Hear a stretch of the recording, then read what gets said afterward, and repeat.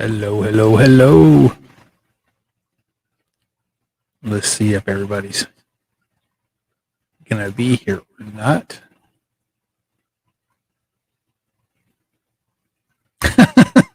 That's a bad thumbnail picture of me it caught.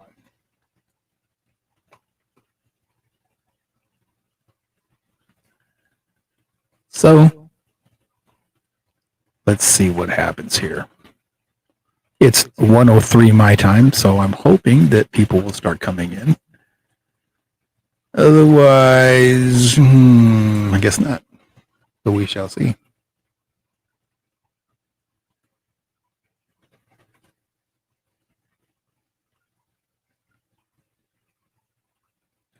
Well, for anybody that might be catching this on the replay or whatever, today is Kenny's birthday, Ian's birthday, and I believe it was J&M Aquatics had a birthday today too. So happy birthday, y'all.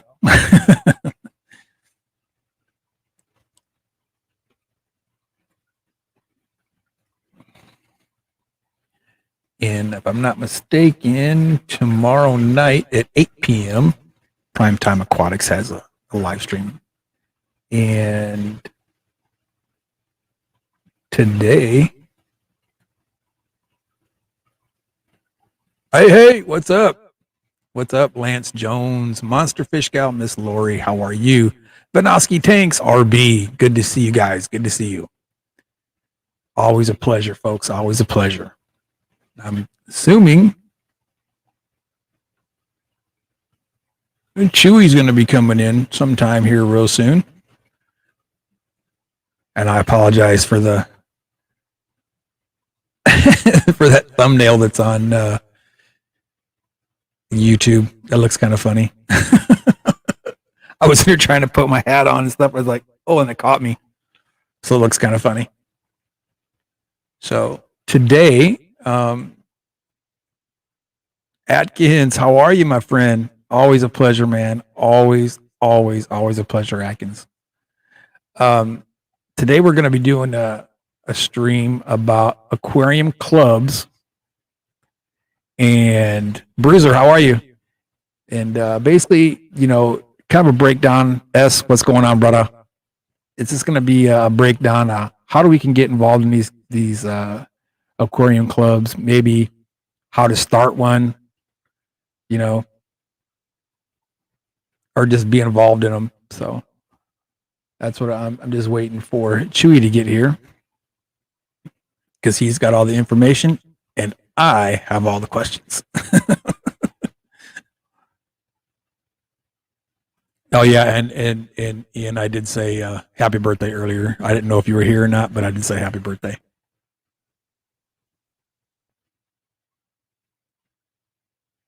All right, everybody, happy birthday to you. Oh boy.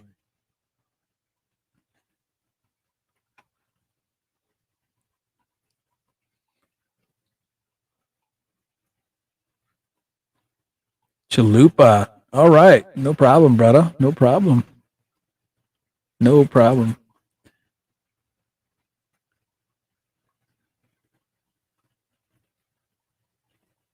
So how's everybody's day going so far?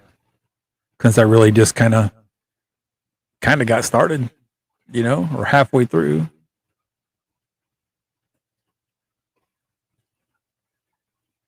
And I got another request for stickers.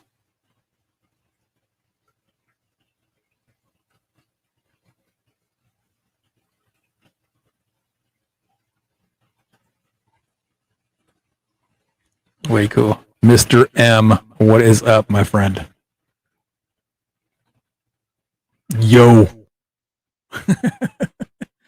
I'm waiting for Chewy to get here, and I was under the impression that him and I were going to have a stream for a while today.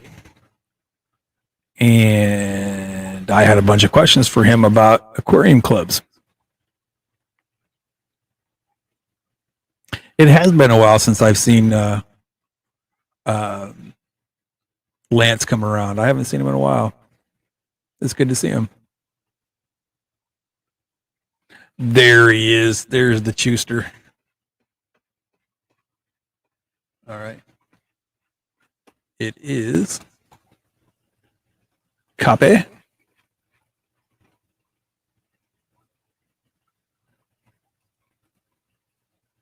Paste.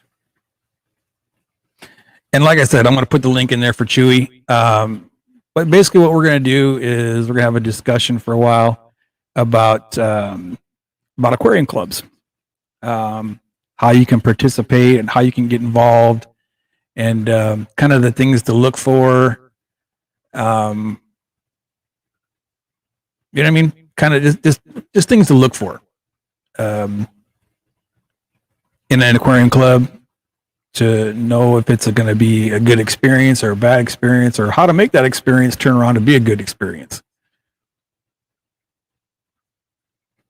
So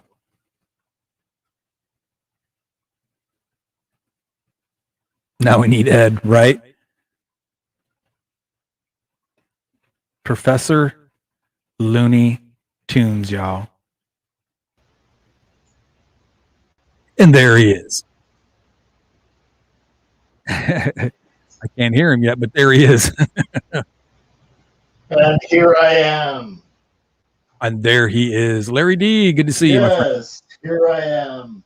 How are you, Rocko? Sorry I'm a bit late, but I'm having a little bit of internet problem. Man, well, you know what they say, right? Better late than never. Right?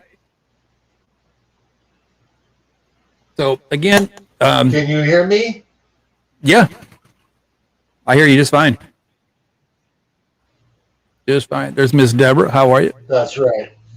Danny. So again, Yep, for those of you that are just coming correct. in, it's going to be a stream today. It's going to be a little bit more formal than our normal hangouts. Going to be asking Chewy a bunch of questions about. So begin. Right. Well, that's what I'm going to explain to him. So I'm going to go ahead and let folks know basically how to get involved with these aquarium clubs, how to look for them, how to find them, and how to maybe take those good experiences and make them better experiences, or make bad ones into better ones. So that's what we're going to talk about today. So Chewy, or Mr. Professor, good to have you. My first big question, all right, is where is a good place to look for, say, like a local aquarium club? Where is a good place to start looking? The best place to look is the Federation of Aquarium Societies. Okay. They have a Facebook page. They also have a website. Now, right. They know of every registered, properly registered, that type of thing, aquarium club. Right. Because an aquarium club is a society, although in the States some are licensed as businesses, but they're basically societies or clubs where people get to hang out, talk fish, have speakers, that sort of thing. So you basically look at the Federation of Aquarium Societies, contact them for information. Right on. Now, I know even I was thinking the same thing. Andre said, check at your local fish store. Now, is that a good place to look for? Now, because I'm sure there's clubs that out there that aren't registered. Well, the thing is that you want to realize the factors of what goes on to make a society. You asked me questions about who to contact and how do you become a member of like an actual aquarium society or club. Right. Okay. So you're talking like the big name clubs, right? I'm talking about any club. Okay. Okay. Like right on. Like as a club, there are tax benefits. There are benefits to renting halls. There's benefits for insurance policies for shows. Oh, okay. Okay, there's various different aspects of what aquarium clubs can apply through their federal governments as well. I got you. I got you. Okay, and with it being an aquarium club, the people that are involved in your local fish area, not just pets, but Right. your fish and game people, are more interested in talking to you than just the average Joe. When True. they hear True. that you are a ways and means director of an aquarium society, even in another country, they'll talk to you Oh, because you're okay. inquiring about information about perhaps that state's fish, for example. Okay? Okay. And that comes in handy for a person from Canada that is studying native fish because we're not allowed to keep them in Canada except for one province. Mhm. Doesn't mean you can't study about them. Right. Right. So basically, like while we're talking, I've got a video out on the gar family from Texas. The four species. There's I five saw that. with five species of gar in the United States. Four of them range into Texas. The Florida gar doesn't come your way, No. No. hence the name Florida gar. Right. So Okay.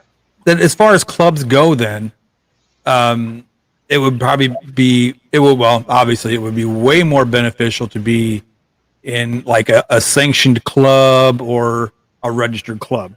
Exactly. Correct. Exactly. Okay. Now, Exactly. There say are some exceptions. If you have got a high school club or a club like that, the Texas Fish and Game people will come out and see you too, because right. they Well, that'd be for understand any that. state should be able to do that, though, right? Yeah, it's an educational program. They'll make an effort Right. into doing that kind of thing, and they'll do the same thing for aquarium clubs. Like Gotcha. we knew that the White Cloud Mountain minnow was becoming a prohibited species in Canada long before the law was made. They gave us an opportunity to get rid of them. Oh, gotcha. So now Okay, you're not even allowed to have them then. Period. we're not allowed to have them. Period, except for permits through educational programs, etc. Right. So you couldn't even get grandfathered into that. No, you can't even. No, they'll come. Theoretically, they could come along and take your fish and fine you. Outstanding. Yeah, Kind of. yeah. Okay. Okay. So But that's the benefit of the club. You get your notifications right from your fish and the game. fishing game. Yeah. Hey, Gotcha. you're a listed member. You're a society. Here you go. Here's your information. Right on. Right on. So say like in my area where I'm at, we have the Hill Country Cichlid Society. Yes, I know some of their members very, very well. Right.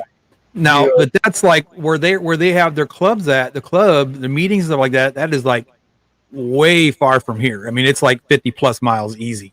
Easy 50 plus miles. Okay. well, for me to So go for me, okay, now you're complaining about that distance.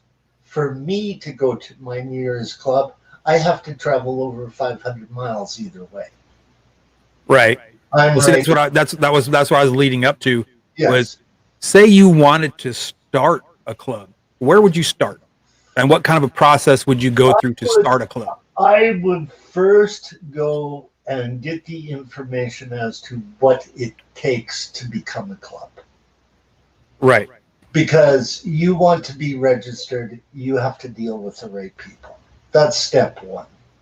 Mm-hmm. Okay. Once you've got that information and once you've got an outline of, I do believe that you have to have 4 people interested in the club, like right off. Gotcha.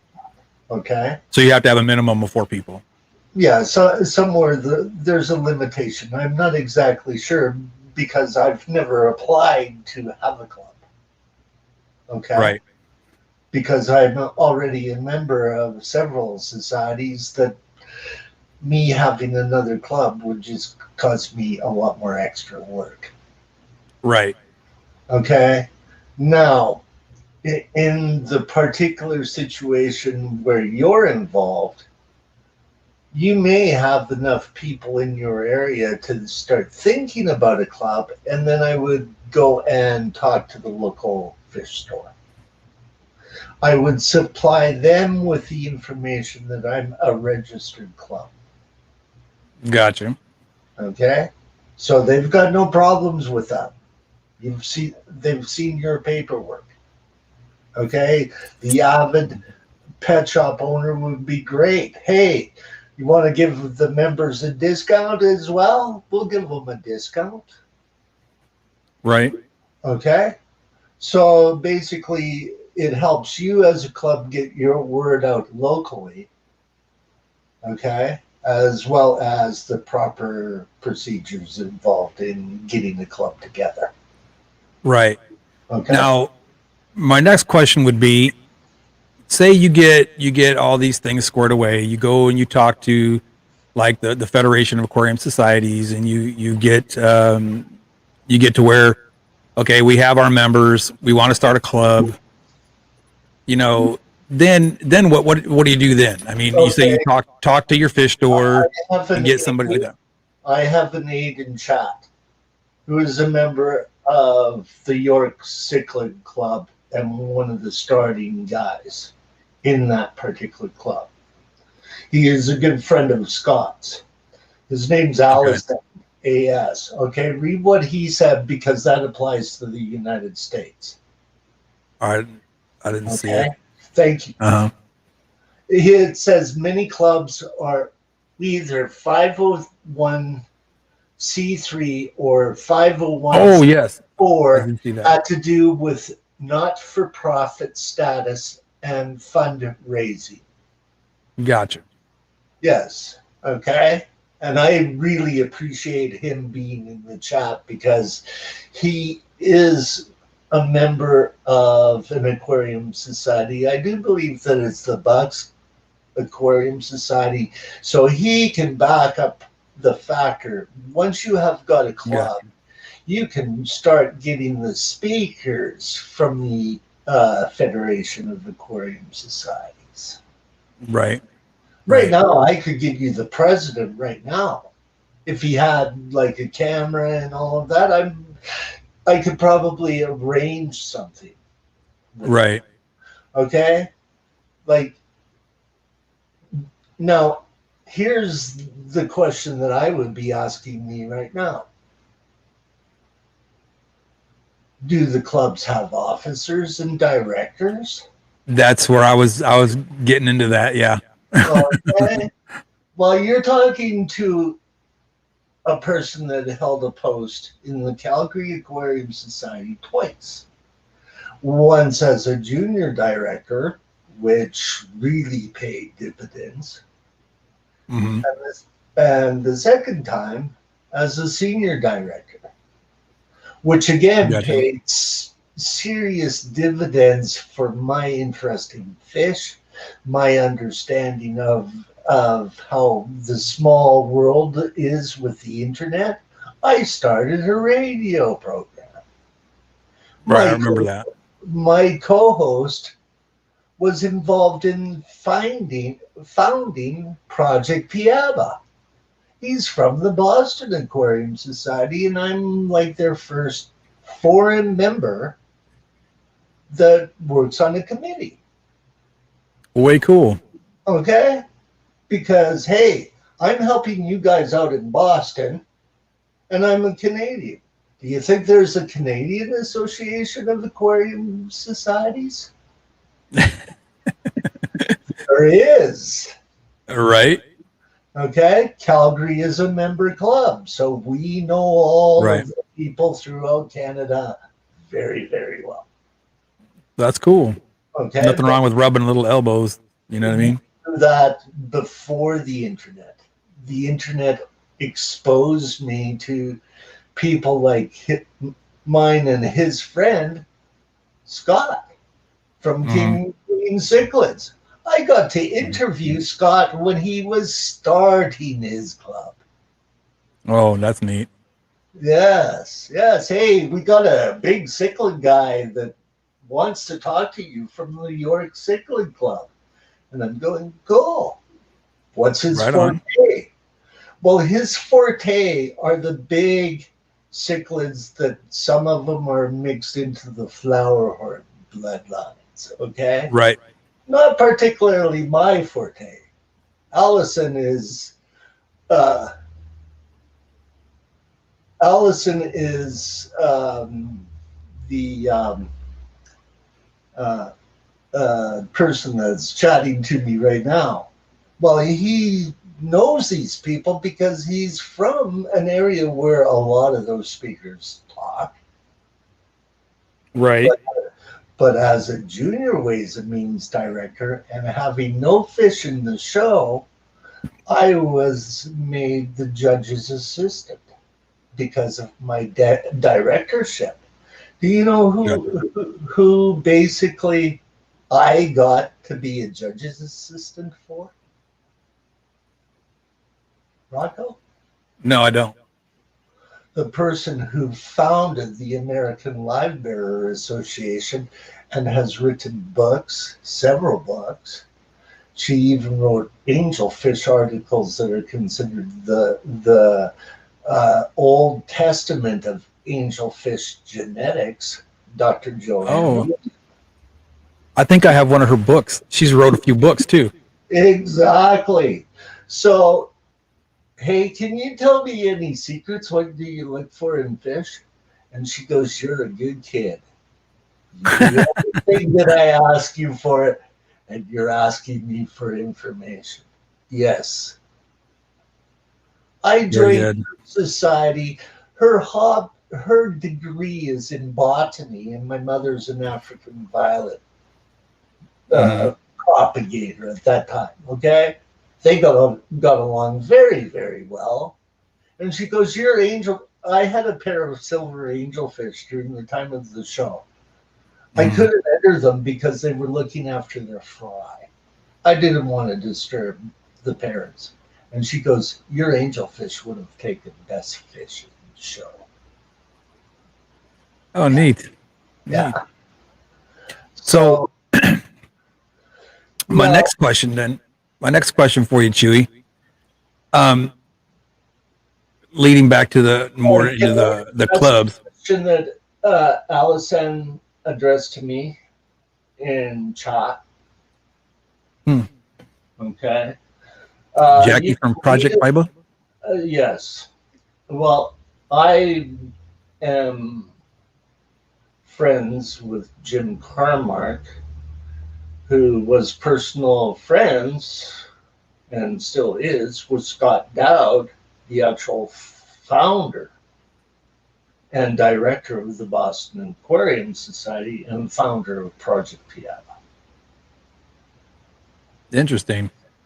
As far as the insides of Project Piaba goes, due to how that uh, charity is registered, it's not recognized in Canada.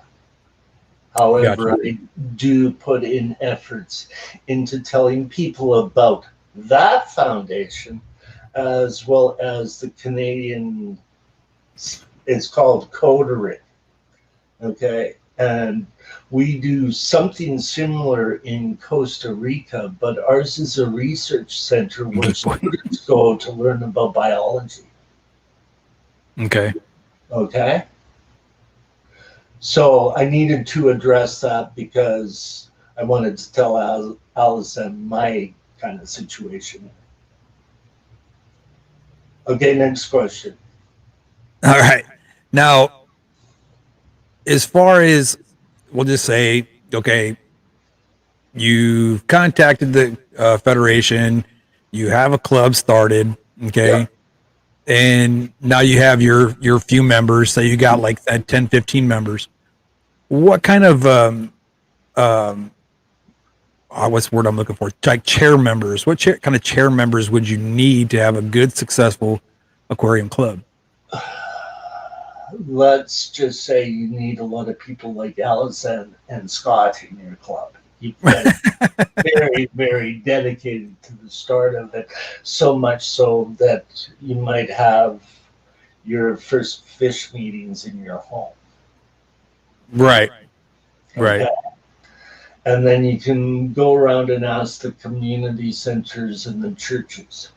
Calgary was so big at one time, we had over 3,000 members and we met in an auditorium. In a Outstanding. big business oil company auditorium that cost a lot of money to rent, Oh, of but course. do anything in that auditorium, have our fish Right. shows, So for that meeting, etc. when you talk about renting, though, where does that money come from? That comes from your membership, asking for membership dues. So like a dues type thing. Okay, Yes, yes. I got you. Okay. Okay. So That's how now, many is there other ways of doing that? I mean, is there like you have like fish auctions and stuff like that to exactly, exactly. okay. Okay, now I'm going to say this. This is why you have a treasurer. Not only did my boss be the treasurer of the Calgary Aquarium Society, he was treasurer of the original American Library Association directorship. Okay. Okay, so ask me how much my boss influenced me into having guppies. Oh, I'm sure quite a bit. Yes. I was part of the directorship of the IGEES up here in Canada, and until Mhm. its club closed down, I was on that directorship again as Ways and Means Director. Ali Sean, that's good. That's a good place. I never thought about that either. At your nature centers, the Exactly. meetings. Very cool. Exactly. Very cool. Okay. Like Allison's been there. I don't know if he was on the directorship of Scott's Club or not. But when I heard Scott talking about him, and I know the kind of education that he has, like he has an amazing education in fish, Hmm. absolutely amazing in all assets of fish. Like he's a cichlid guy that hangs out with guppy group people, Gotcha. right? So it's like a diverse kind of person. And that's the kind of person that you want on your directorship. Okay. So now, would you want somebody that's more, let's say, what's the word I'm looking for? Would you want somebody that's more business minded being in a position like that, or somebody that's like super fish savvy, or It all what kind of a depends. person would you want on your directorship?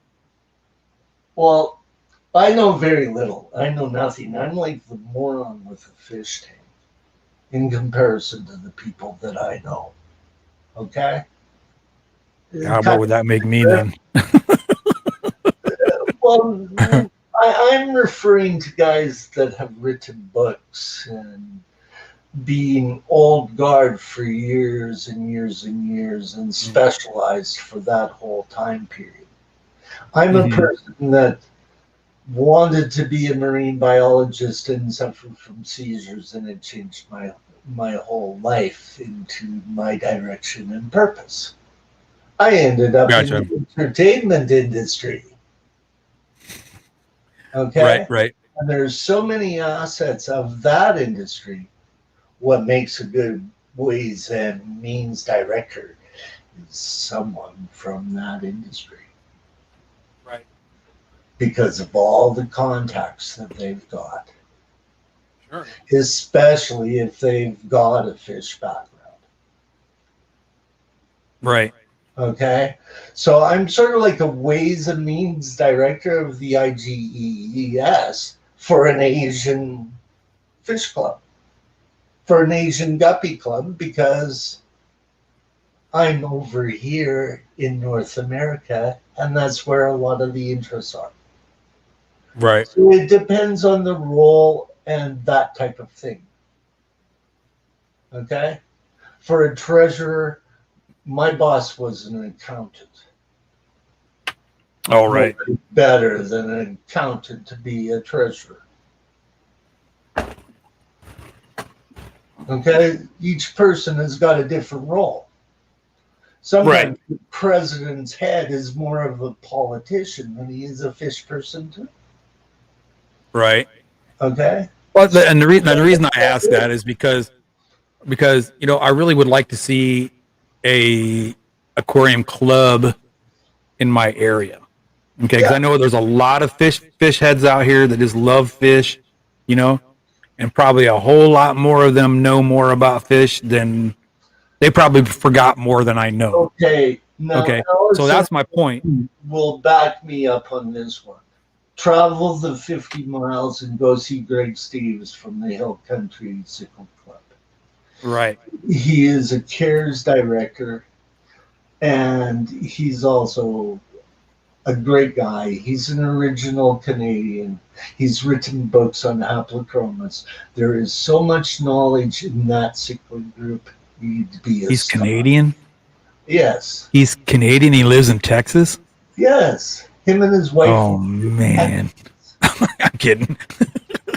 Hey, some of us are I Canadian. gotta tease you a little bit. Come on, You know, I can't be serious all the time. and Allison brought up another good point about our speakers too.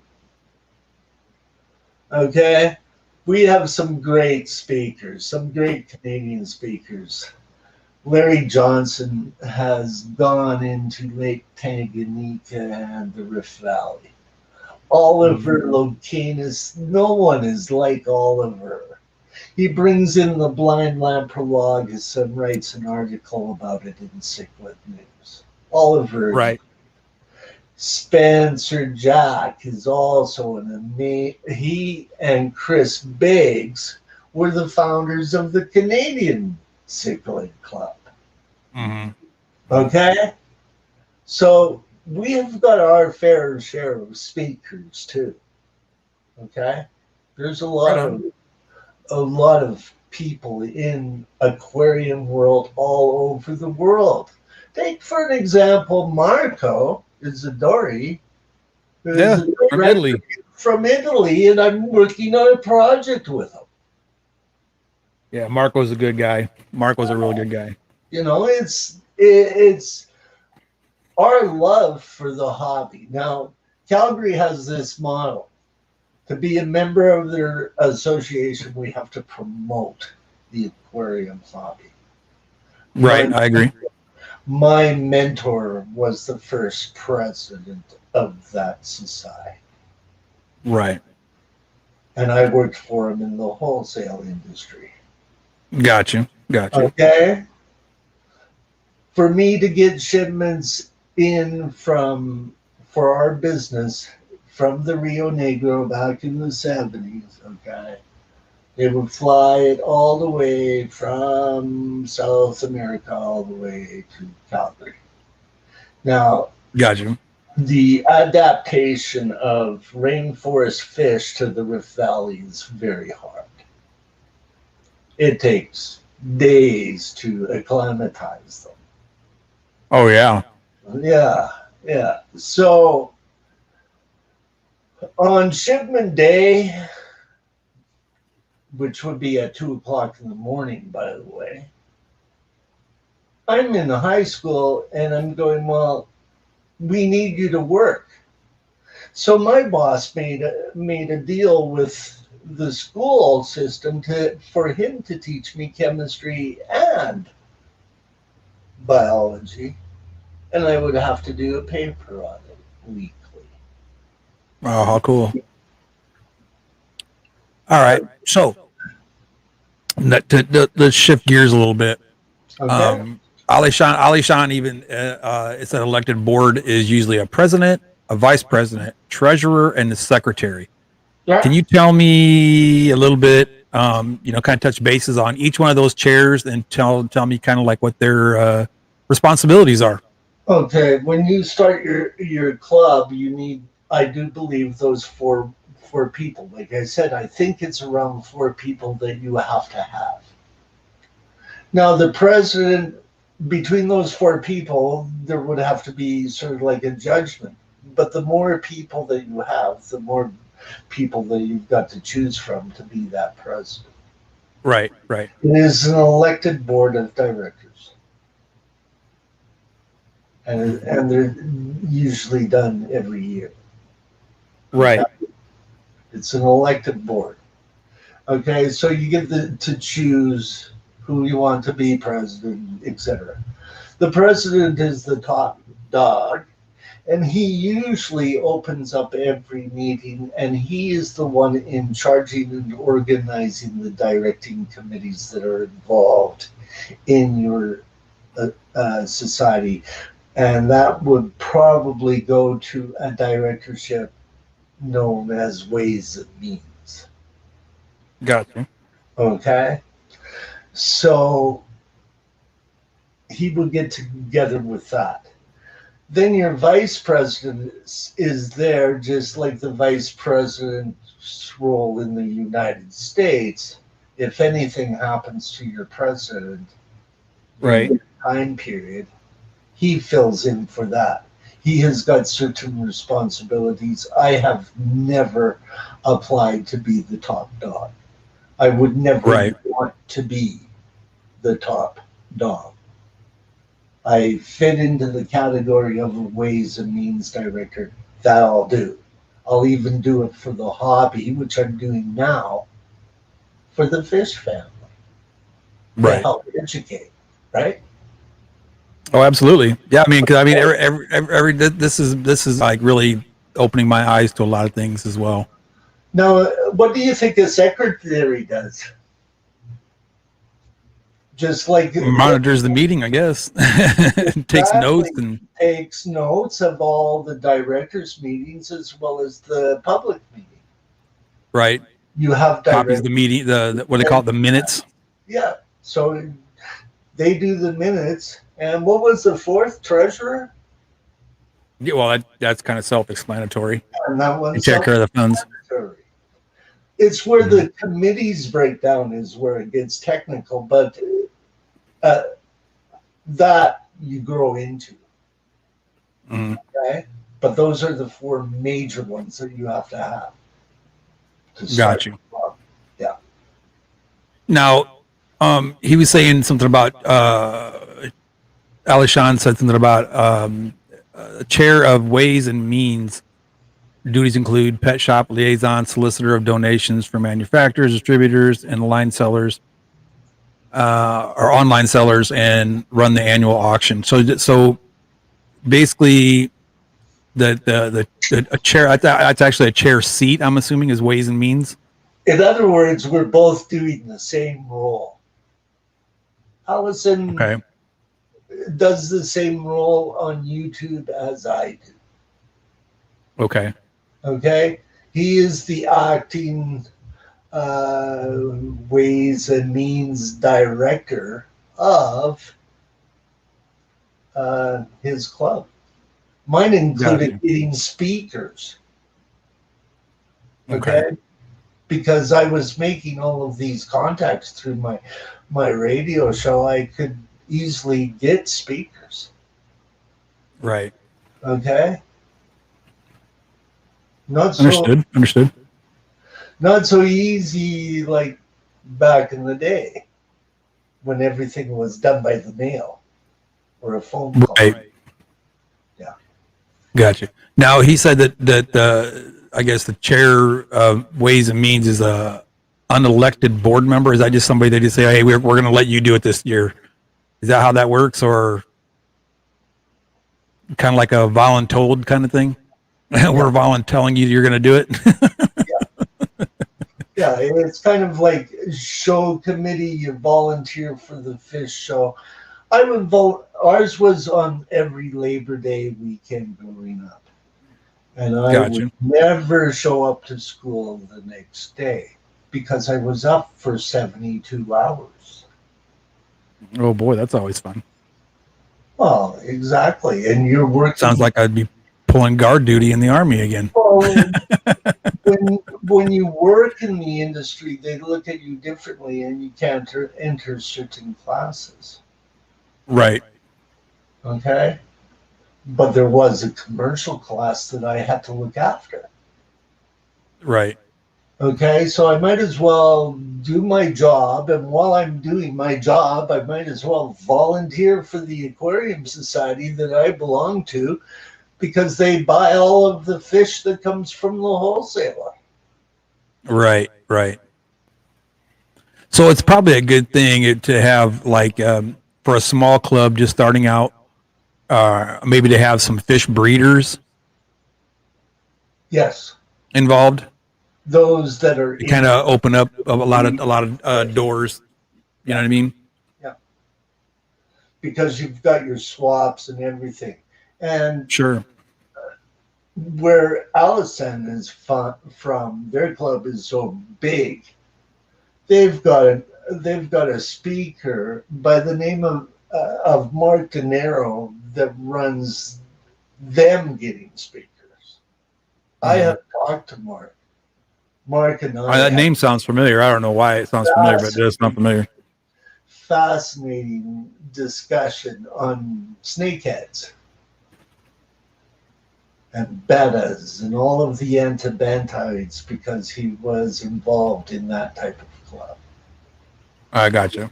Okay? You go to when you go to get a speaker, okay, Mm-hmm. you got to look at their experience in the topic. Okay, like I can sort of cover like some of the Synodontis family. I've never bred them, but I've kept Mm-hmm. one, right? But one of the speakers from my club Mm-hmm. is one of the big speakers for the whole Synodontis group. So I can do a little bit of research through him and do a general talk on the subject of Synodontis. But as far as breeding, no, it's not my alley. But my alley is more of the biotopes of where Synodontis come from. Right. Okay? Right. I'm more interested in the fish that I can keep with the Synodontis as a biotope aquarium and try to Mm-hmm. breed them within their own environment. Oh, okay. Okay? Gotcha. Okay? Sort of like breeding Rift Valley cichlids in a Rift Valley cichlid tank. You put in a few different species that won't cross, hybridize, but you can still get fry out of that aquarium. They're mouth brooders. Mm-hmm. You catch the female and you put her in your own tank. Right. Cool. Cool. So then say just your everyday Joe Schmo, we'll say like me, wants to get involved with a local aquarium club. How would a person like just any Joe Schmo, get in touch with these folks, or what would they say or do, or to get involved? Once you've gotten into that, where is that closest thing? You go and attend some meetings. You introduce Mm-hmm. yourself and say you're rather new to the hobby, and then they'll begin to ask you questions. Fish people are fish people. They'll ask you questions. Right. Right. So you should be. I mean, you should be able to get involved with a club without problem, as long as you're genuinely interested. Exactly. And look at what Allison put in chat. Dr. Paul Loisel, who is one of my all-time mentors. Uh-huh. Imagine him handing me a ribbon for best angelfish and show. I Yeah. was Right. flabbergasted. I got him to Right. autograph a book. Both of them burned. But that moment will always be there for me. Right. Right. Now you're talking about shows. Okay. Say you were, a president of a club and Okay. you wanted to have a fish show.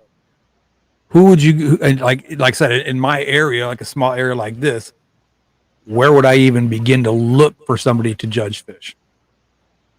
If you I are mean, properly judge it. if you're going to get a show thing and you're going through the Federation of Aquarium Society, you would want to have a speaker at your show. Right. Someone like Mike Helwig or Dr. Paul Loisel or Greg Steves or Mhm. Chris Biggs. Okay? All are qualified speakers as well as qualified judges. Yeah. Oh, okay. So I So, could, it's like say I could start a club here in my little town yeah, and have it stretch over into San Antonio as well, and I could get a hold of Greg and say, hey, Greg, we're a new club and we want to have a fish show. Could you possibly judge that show for us? yeah. Yes, geek boy, I'm very very demanding.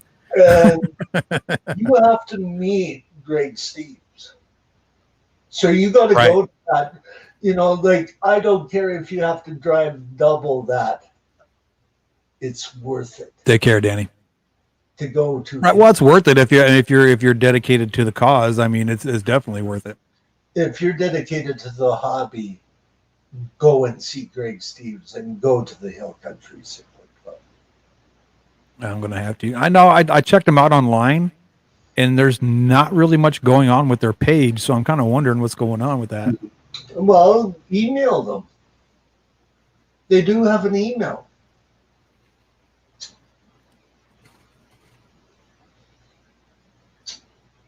Yeah, I really would love to have a club in my area. Because I know I've been told that the Hill Country Cichlid Association or club, or whatever, is not all about cichlids. You know what I mean?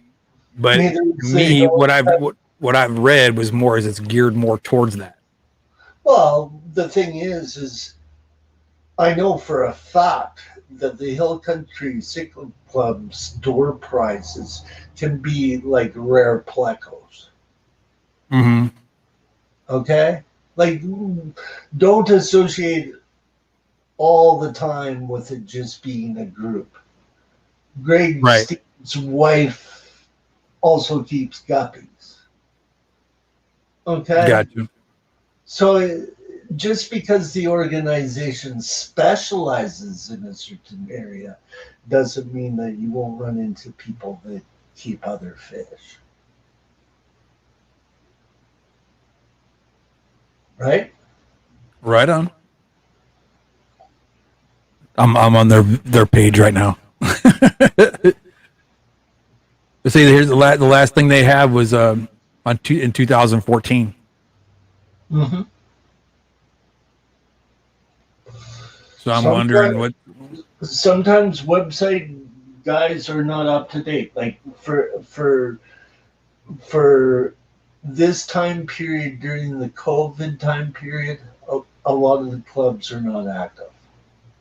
Right, right. There's no place to meet except for online, and they're doing the best that they can. The Ohio Cycling Club, for example, has got a stream every once in a while with Mm-hmm. a special guest. Very, very good information, and get to watch at any time. Okay? Uh, Scott sometimes does something with clubs, like he did the photography video and the judge of the photography class, who Mm-hmm. comes from the killifish world and is a well-known photographer, Tony Tercieri. Okay? Each club has, like, as a club grows, you draw more bigger and bigger speakers. Right. Some speakers cost you a lot of money too. Some don't do it for free. Like, you have to pay their expenses. You have to do this. You have to do that. Right.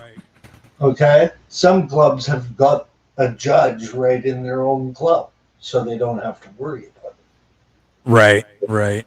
Okay. Like, Calgary has got a catfish expert, but he's not like a qualified all species judge.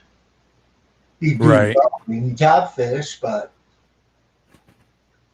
you know, that's why he's only a speaker. He's not a qualified judge. Now, on the Hmm. other hand, Allison, do you know Doug White? If he does, he may know he was a speaker from the Canadian Association of Aquarium Societies, but he was also a judge from the IFGA. Okay? Gotcha. Doug Gotcha. and he owns a store called Total Aquatics. Doug and I are friends. We medal out together. Hmm. Nothing better than hard rock and fish. Man. Right. You know, they've Right. even they've even called a fish a rockfish. Don't worry about That's them. true. Stonefish that you got to worry about. The ones down in Australia. If you step on them, you could die. But the rockfish are cool. You know. Right. Okay. And you've got various different other types of societies too, Rocko. You got your United Flowerhorn Association. You got your American Right. Killigat Fish Association. You got your American Livebearer Association, which I was member of, and was one of the original members from dating back all the way to the 70s. We're Oh all getting wow. along in the tooth. That's kind of the issue. Like, I'm kind of like the young guard of the time period. A lot of the experts are getting up there in age, and that's what Hmm. frightens me. That's what frightens me the most. It seems like there's not a lot of younger folks coming in, you know. Exactly. And that is part of the problem. And trying to appeal to the kids nowadays, you're dealing with a lot of situations. Yeah. Yeah. Computer games, et cetera, et cetera, et cetera. And Yeah. so That's the why I try to get my kids involved as much as I can. and so that's how come you have your fish and game people available to you, because if you're a part of the directorship, getting kids involved can happen in school programs and everything. Right. Like, my own high school had its own fish club when I See, that's was interesting. there, We never had anything like that.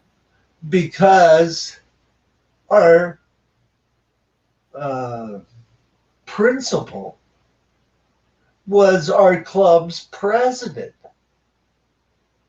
That's cool. So we had a club at school as well, and we got to use the school's tanks at any time that we wanted them. Hey, I Right. want to try to breed this fish, and I don't have room for it at home. Can I bring it here? Sure. That's way cool. And I get the wholesaler to donate the fish that I wanted to have there. It was part of the Right. right. Okay, if you're making Sure. that, I'll make you do this. Right. And what was it? Oh, it was a small cichlid. I think it was oh, one of the small cichlids from South America. Can't think of its name. Oh, Herotilapia, the Herotilapia species, rainbow cichlid, was what Hmm. I got my boss to donate a pair to for a little project at school. I already have bred them, but I wanted to do something at school to try and teach the other kids Sure. that were not as developed as I was. Like I was president of my high school fish club. Hmm. Okay, because I was also the Ways and Means director of the Calgary Sure. Aquarium Society. And when your teacher goes, "You're the president," you can't do much about it. Just kind of roll with it, huh? Exactly. Meanwhile, I wanted to have guppies there, actually, but we chose a little bit harder of a fish to breed, egg layers. So Right we on. were going through those stages in high school, Cool, cool, cool, right? cool.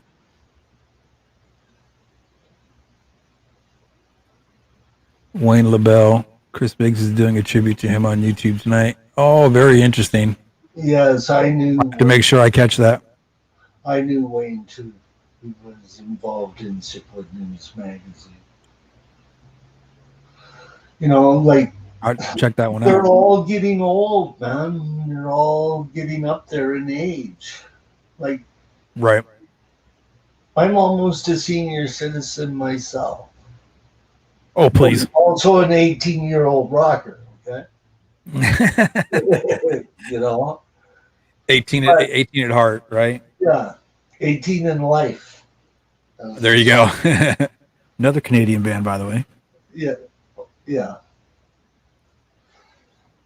But that's cool. All right. So, all in all, if you really want to get a club started, get with the federation, Yep. get your peoples Get together. with 4 people that want to start a club, then go to Mhm. the federation, or go to the federation first, find out the information, and then look for the 4 people. Right.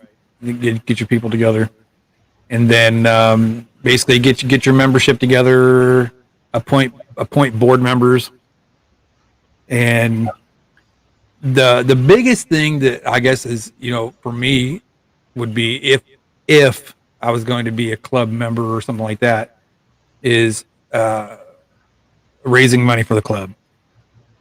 You know, uh, so basically, Mem- what I'm understanding from what you have said and what Alishan has said is to have Membership your and have your drive. membership dues.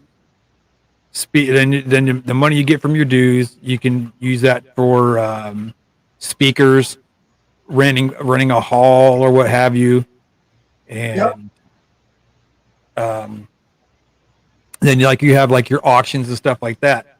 Now, when you say auctions, now do some of the funds that people get from those auctions is some of that divvied off the top to Each the club? club, each club has got their own policies of how they handle auctions. I got you. Okay. Okay. I mean, is that something My that's done? club, Is that something that's done, or is that something that's shunned upon? it is sometimes the fish have got to be donated to the show for the auction. Oh, gotcha. Okay. Okay. Sometimes in cases like in my aquarium society, 50% went to the person who was selling, 50% went to the club. I gotcha. Okay. Okay. Unless the guy who's reading them goes, "Here, just take them. I don't need the money. Consider it a donation to the club." Gotcha. Gotcha. I Okay. understand. Okay. Cool. Cool. So that's basically some of the big ways to earn money for the club. Now, Exactly. as far as looking for sponsorships, I don't know what I want to say sponsorships, but maybe sponsoring a show or sponsoring an auction or something like that. That's when you I would don't talk know to. how old. I'm going to answer your question. I already know what you're asking. As far as the old history of clubs goes, we had a magazine. We would charge the sponsors X amount of money for the page space ad. I got you. Okay, almost like a monthly newsletter kind of thing. A monthly magazine Okay. where people would write articles. There's articles Oh, interesting. that I wrote on the Calgary Aquarium Society's website. Get a load of that. Pretty cool. From the 90s. They've got so many magazines. They went to a certain time period just to show what our club done. We had a CARES program long before CARES started. Dr. Paul came to talk to our president about our species maintenance programs and the issues that we would see in it. Right. Then, later on, CARES started. Okay? Our species maintenance program in the Calgary Aquarium Society still exists. I got you. Okay? My president of the club back then was the big time starter of it. And I beat him with my angelfish. He was the guy that I was running against. Okay? I got you. I got you. Okay? So it's sort of like a little bragging right? Okay? It's just a little. It's something to have a beer over, right? You know? There you go. Yeah.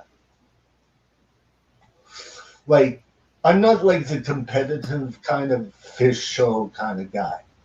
I'm more about the education and exhibition of guppies rather than the top dog breeder, the commercial. Okay? I'm more about the education, the understanding of the genetics. Okay? Right on. Okay? And so that's why I was, when the IGES started, I was actually a member of both clubs. Gotcha. IGA and IGE. Right. So, my last question for you then, Chewy. What are the benefits and I guess, okay, what are the pros and cons about being involved in a fish club or an aquarium Your own club? time is the biggest one. You can donate too much time to your hobby and you burn out. Right. That's the con. The pros are the people that you meet in the hobby. Gotcha. Cool. Well, that's all I have for any questions, unless anybody does open it up to the chat and see if anybody's got any questions in the chat. Come up if they want to too. I just specifically wanted to handle your questions because you wanted to. No, that's cool. And I didn't want to be interrupted. No, I dig it. I appreciate it. That's very awesome. Like I do appreciate I really do appreciate your time. Giving a talk about it and going off of what you want to know. Okay? And if you're... Well, I do appreciate it, man. I suggest that you also look into the World Guppy Association Club in Florida, like I suggested to Jazz. And I would also contact the IFGA and get both sides. Because both sides exist. And it's politics. Right on. And I don't want to go into that. Right on. Well, Kenny just showed up in the chat. Happy birthday to you, by the way. And he's actually the president of his aquarium club. Why don't we invite the current president of the Portland Aquarium, Greater Portland Aquarium Society up? That's what I'm saying. Come on up, Kenny. I'm going to put the link out there for you. Come on up, buddy, because we got questions for you. You got the questions. I just want to. Oh, I do. I got lots. I got lots of questions, lots and lots of questions. Happy birthday, Kenny.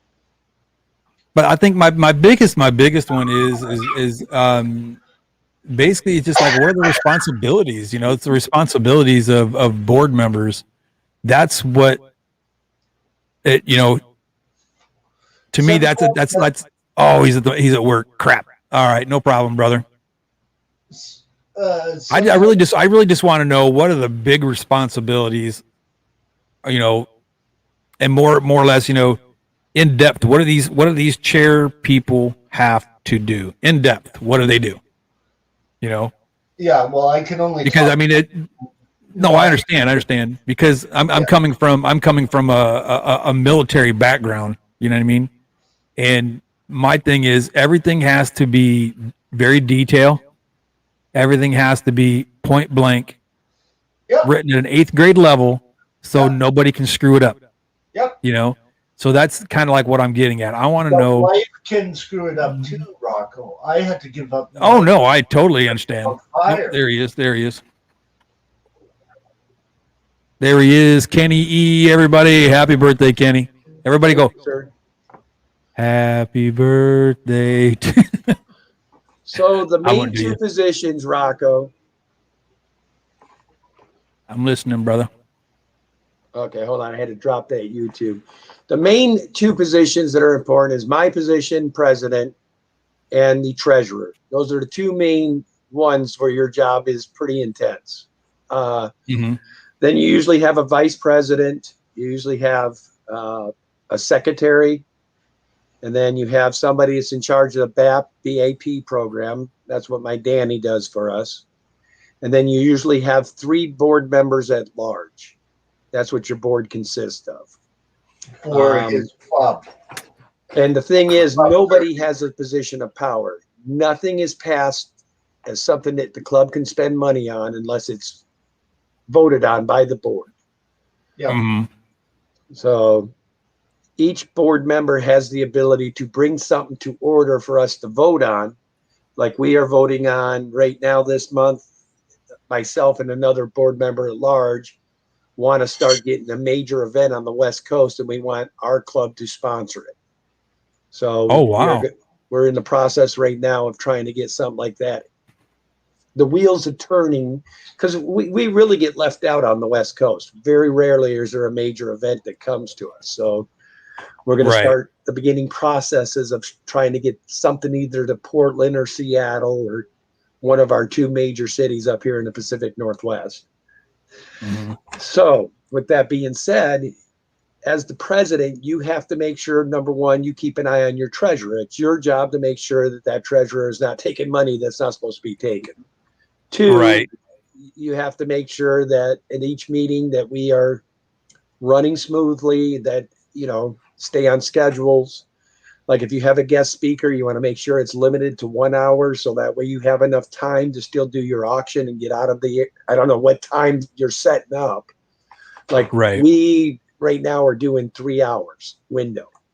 So if you get a lengthy, you know, I try to tell the members of the club at the very beginning of before, please hold your questions until the end of the speaker, you know, because we do a 15-minute deal between. I mean, it's not as hard as it may sound. I mean, the main key is you got to make sure you have a treasurer day one, a president day one, and you at least have an idea who the rest of your board's going to be. Normally, it's done on election. This year, we had to appoint. They all like systematically voted and appointed me. But normally, we would have club elections. They'd have candidate A, candidate B, and then as a whole, the club would vote on election day on who's going to be the club president and so on and so forth. But once you're in, it's not that hard a job. You just want to make sure you get it out in the email form and, you know, as many social media areas as you can to make sure you promote your club when you are having a meeting. Right. So that is basically your main job as president, is to make sure that you get the club out there and you promote it wherever possible. Gotcha. So, in a professional manner, hopefully. To add to what Kenny was saying, I posted a link in the regular chat about the Calgary Aquarium Society, and its directorship basis is different. Usually, each club has a designated way about how they design to do their business. Right. Okay? Our club has got a wide variety of directors, but the Breeder Award program and various other programs are involved too. Like I was a Ways and Means director, like I told you. So, Right. Now, Danny saying, and a secretary. I said the secretary, Danny. So is that like, now you're saying that the Ways and Means director? Now that's somebody that does what? Basically, just does the kind of like promoting a little bit, but it's more like getting sponsors and getting manufacturers and things like that involved. All sorts of things fall into that because it's sort of like the miscellaneous kind of thing. Gotcha. Okay, Yeah. like So- here you do this. You also are part of the show committee, but you've got your director ahead of you called the show committee director. Like Calgary has its own show, so it's got a show committee director. In our So, case, I mean, we have the- Roland Holtz, who's our vice president. He handles most of the speakers and whatnot to get people to come speak for the club. Yeah, Gotcha. So the vice president, we all kind of pitch in on that. I mean, I've got a pretty good Rolodex of folks I know at this point too. So between him and I, we do a pretty good job of getting some good quality speakers. This one, Albert So, I don't know if you ever heard of him, Joey, but the guy was amazing. He specializes in breeding rare exotic plecos. yes. He's already successfully bred the zebras, the leopard frogs, and just an array of different plecos that he's bred. I mean, awesome guy. It was amazing to have him. Well, we've got a Ways and Means director from the Bucks County Aquarium Society in chat too, right? Like each club has got their own way of doing things, but we're all members of the Federation of Aquarium Societies too.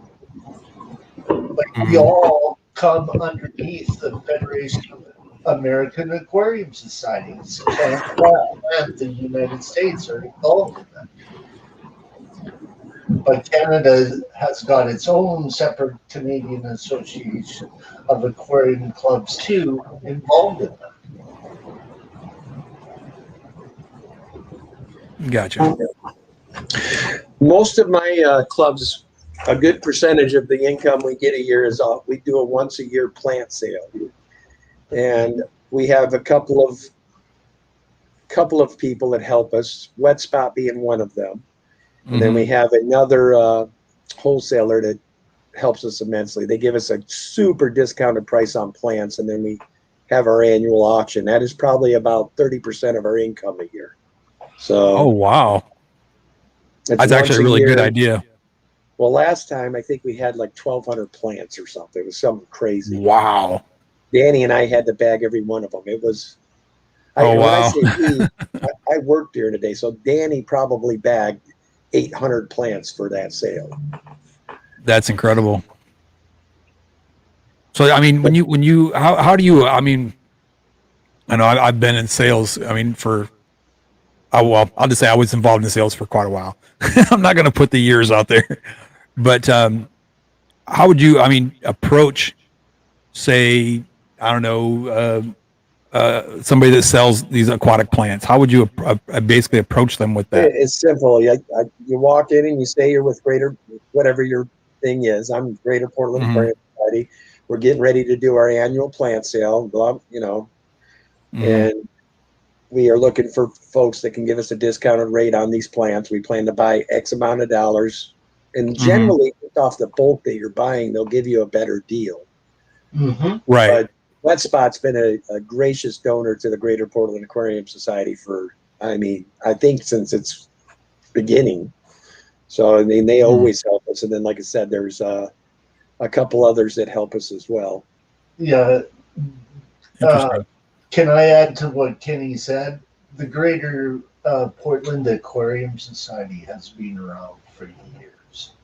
Also, it's an older club and a well-reputed club, sort of like the Boston Aquarium Society, that's been around before, like the 1900s.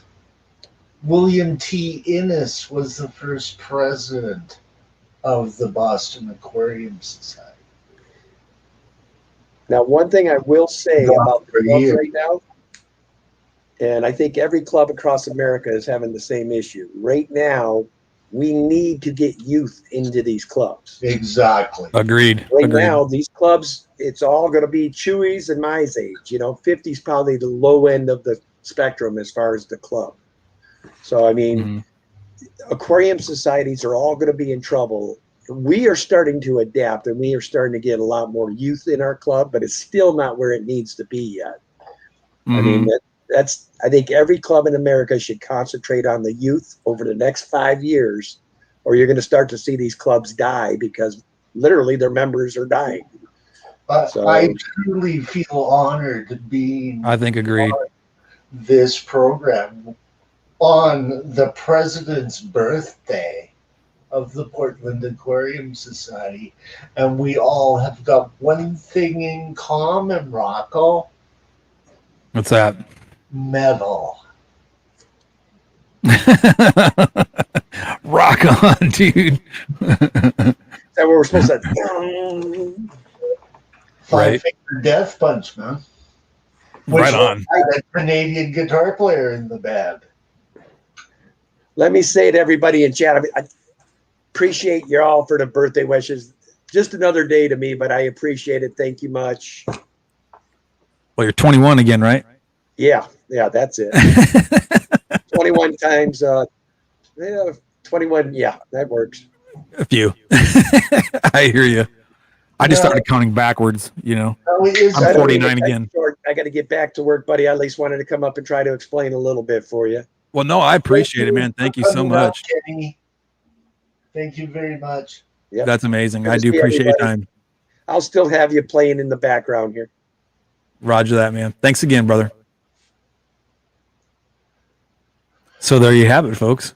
I think that you should change the title in Rocko in the afternoon to Rocko Celebrates Birthdays with Aquarium Clubs. Right. So right. I think that should change your name a little bit because I felt really honored having Kenny up here. I don't even know how to do that. I don't know if I can change it from here. You can change the title after the stream airs.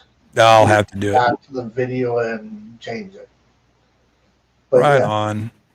And to me, I need your help, Rocko. I'll do what I can. The guy in Texas. Okay, you're my guy. Okay, I'm the guy in Texas. You're my guy in Texas. I need your help with native fish. What can I do for you, sir?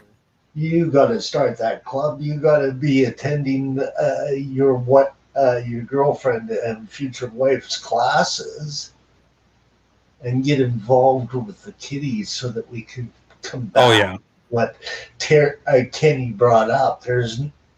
They're all good. Like, Kenny's younger than I am. Mm-hmm. All of the old dogs love you too, Kenny. In the aquarium hobby, like the people that we respect, are getting up there in age too. Right. I think it's important because I don't want to see the hobby I just don't want to see the knowledge that the hobby has go to the wayside, and I think the kids today, I think they would really enjoy it more if parents were more involved with it. You know what I mean? And more of this aquarium club kind of thing should be promoted here on YouTube. Oh, I agree. Okay, like it's like you know, rather than the daily fish lives of YouTube, there's a lot of positive things that could be dealt with rather than dealing with a few negative things. Oh yeah. Well, I mean that's something else I brought up earlier in a stream I was in earlier was the hobby as far as the people go. You know, you'll have those people that just oh my God, what are you doing? You can't do that. What are you thinking? Instead of taking that person by the hand and say, hey, look, that can't work, and this is why. Instead of trying to flex how smart you are and how dumb you think they are, instead of doing that, help them out, man. Give them a hand and try to educate them instead of being a jerk.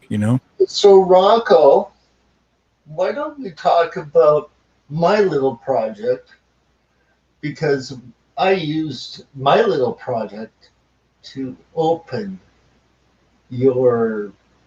these types of shows on your stream, and we are working on getting somebody, which I mentioned in another stream as well.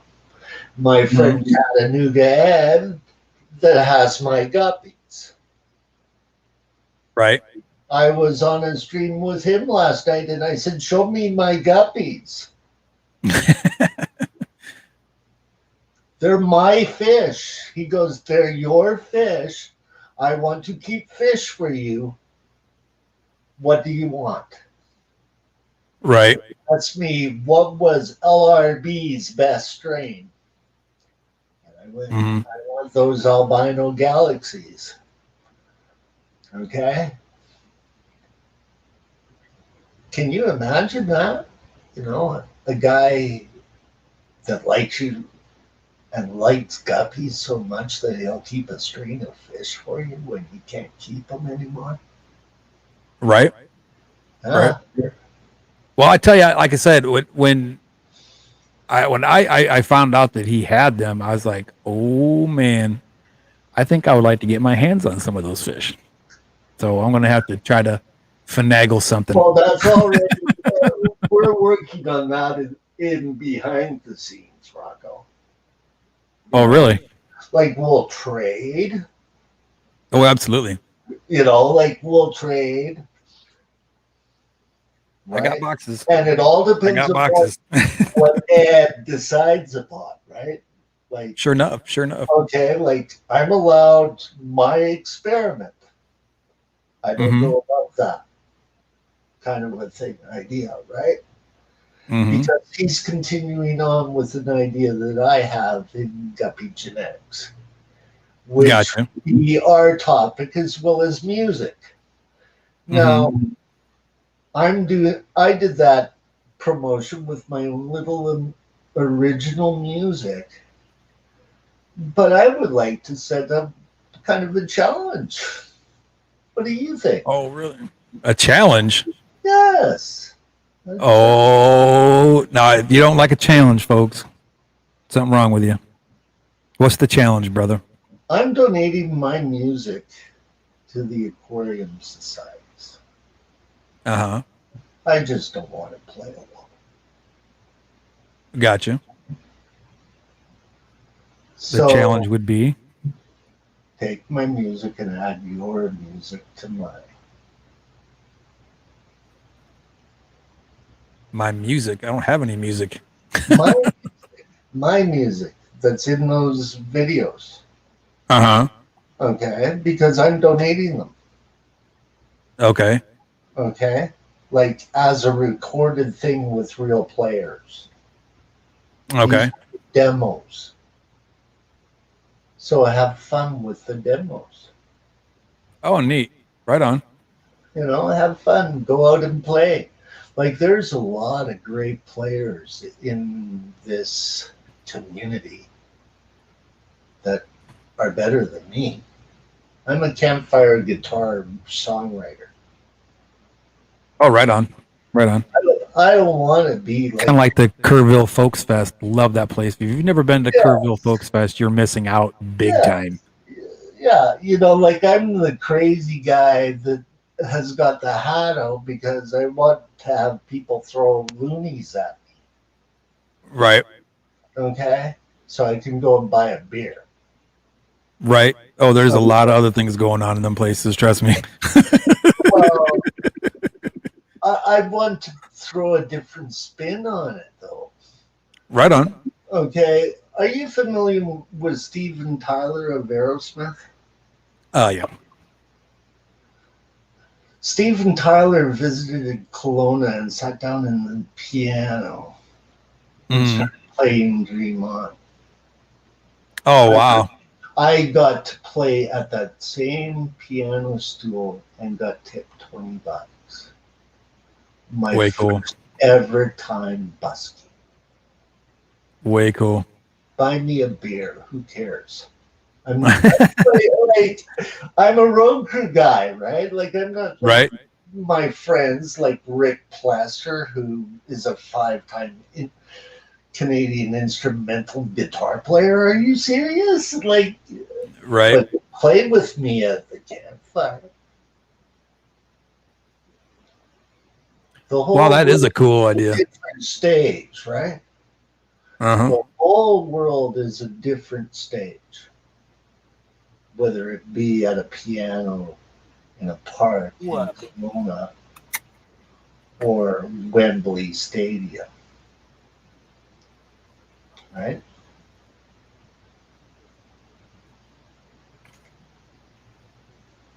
Sorry, Bandit had to come up here.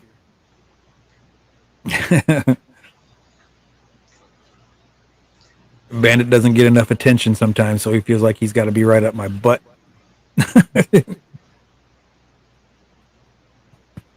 Bandit. Huh. Ain't that so? You got a hair on your nose, buddy. That's cool, though. I think I really think once I get a little bit more physically able, I think I'm going to really work on that as far as getting a club started. I think it'd be really cool because I know, like when I walk into my fish store here, and it's a small fish store, it's nothing huge, but you always see little kids in there and doing the little pointing thing and look, and I think that kids would be a lot of fun to get more kids involved. And I think by doing the educational thing through the school for the kids, like native fish and things like that, I think that would be Exactly. Just amazing. Exactly. Adele, he's the goodest boy. It is a good way of actually getting involved in that program too. What? Video wise, you could be interviewing people from the fish and wildlife, Mm-hmm. right? What, buddy? What? You don't love Daddy, do you? Oh, yes, you do, huh? From the aspect of a club member, right? okay. Now, see, here's a thought I had, because you know how like, well, even like different fraternities, they'll have, like the regular members, then they'll have like a kids membership. Yeah. Do aquarium clubs have anything like that? Yes, they do. I think that would be really cool. Mine was a quarter of the time. Okay. Right. Okay. I don't know what it is nowadays, but I remember when it was really cheap for us kids to have fun. Right. Okay. Like our club was quite a bit different. You see, our club had its own store. Mm-hmm. Our club started way back in like the 1950s when there were no aquarium stores and only department stores. I'm Mary Page. Okay. My boss has been importing fish. My old boss in the wholesale industry was importing fish for the club. And then he started his own pet shop, and then he started his own wholesale business.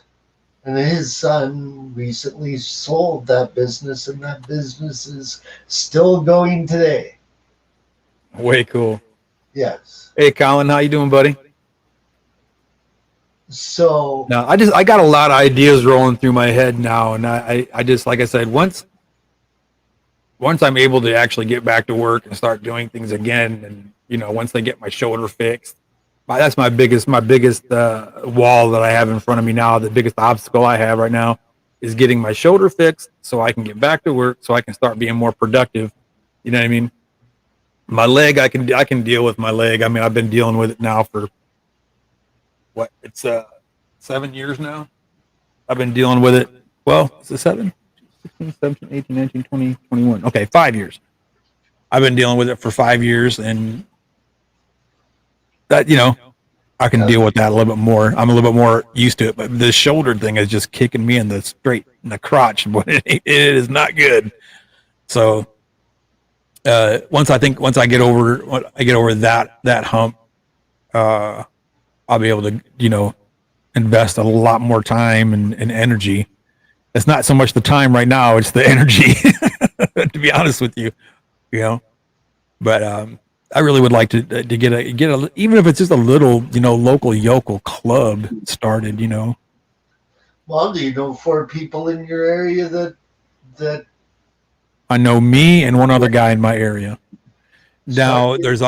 there's also like Patrick. He's over in the Houston area, and then there's Texas Fish Room. He's up. Don't make me lie, but I think he's around the DFW area. I think. Yeah, But well, I mean, there's a few of us, Texas folks but we're all spread out. yes. So here's my next question. Okay. Okay, and I don't know how good of an idea it is or how bad of an idea if it would it even work. But especially with COVID right now, what about a virtual club with meetings and virtual membership? Uh, Now I mean, here, could it work? Could it work? no. Hear me out first. Virtual clubs are not accepted by the Mm-hmm. Federation of Aquarium Societies. Mm-hmm. You have to be registered to a town Mm-hmm. as that club. Now, Gotcha. it doesn't mean that you can't have outside people in virtual meetings during this Right. time period. Okay? But This is I'm where assuming their your core membership has to regulation, be physical there. you have to have a physical membership that meets for certain events. Roger. Meetings. Because all of those meeting notes sometimes get asked for by the organizations that you belong to. Right. Right. Okay? Sure. Sometimes they are asked, like, what is your membership? Like the Federation of Aquarium Society has got its rules too. Sure. Sure. Okay, and that's how come I That's said cool. contact them as to guidelines. Like I know the virtual shows are even happening. The Philippine Guppy Club had its show in Mm-hmm. Facebook. Mm-hmm. Okay, like its international show was on Facebook because they had to do virtually. Right. Okay. Throughout these COVID times, things are handled a little bit different by the upper politics. Mm-hmm. For you to be a registered member is the most important part. Because once you're registered, you can ask them, hey, is it okay if we do this? Right. I'm sure that was ruled upon by the Federation of Aquarium Societies. No, Mm-hmm. there's no way we can meet. So, yes, but whether or not that will continue through to be that way after COVID, I don't know. Mm-hmm. I got you. I know Alrighty. the Ohio state, like the Ohio Cycling Club, has got their programs all the time out on YouTube. So they might relax it totally. But what they don't want to see is a bunch of internet clubs. Right. Well, no, are you saying internet clubs or internet-based clubs? Internet-based clubs. Okay. Okay. Like the Philippine Guppy Association has got several members. Like I'm an international member. I have never been there, but I am a member of that club. I get their notes. I get everything. Okay. I got you. Like what is emailed out. I get the same from Boston. It's not as though I'm there, but I am a member of the club. And some clubs charge for that and some others don't. And it all depends on your involvement with the club. Gotcha. Like in Boston's case, my co-host is on the directorship of the Boston Aquarium Society. I think I get free membership status because I help out on education committees. Gotcha. Okay. So they arranged it. Okay. It was the first ever time it was arranged. Gotcha. Okay. I did, Rico. I did. Yeah.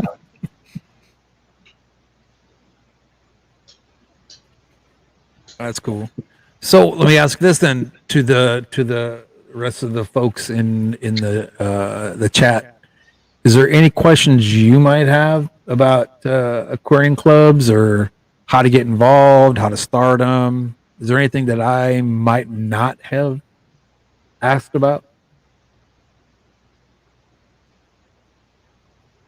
Please feel free to ask.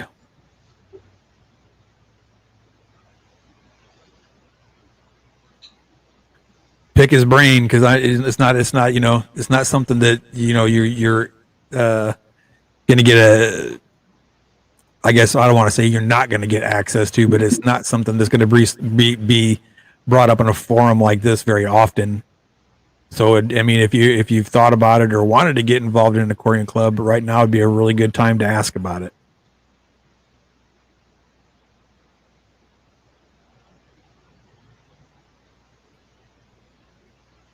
So, nope.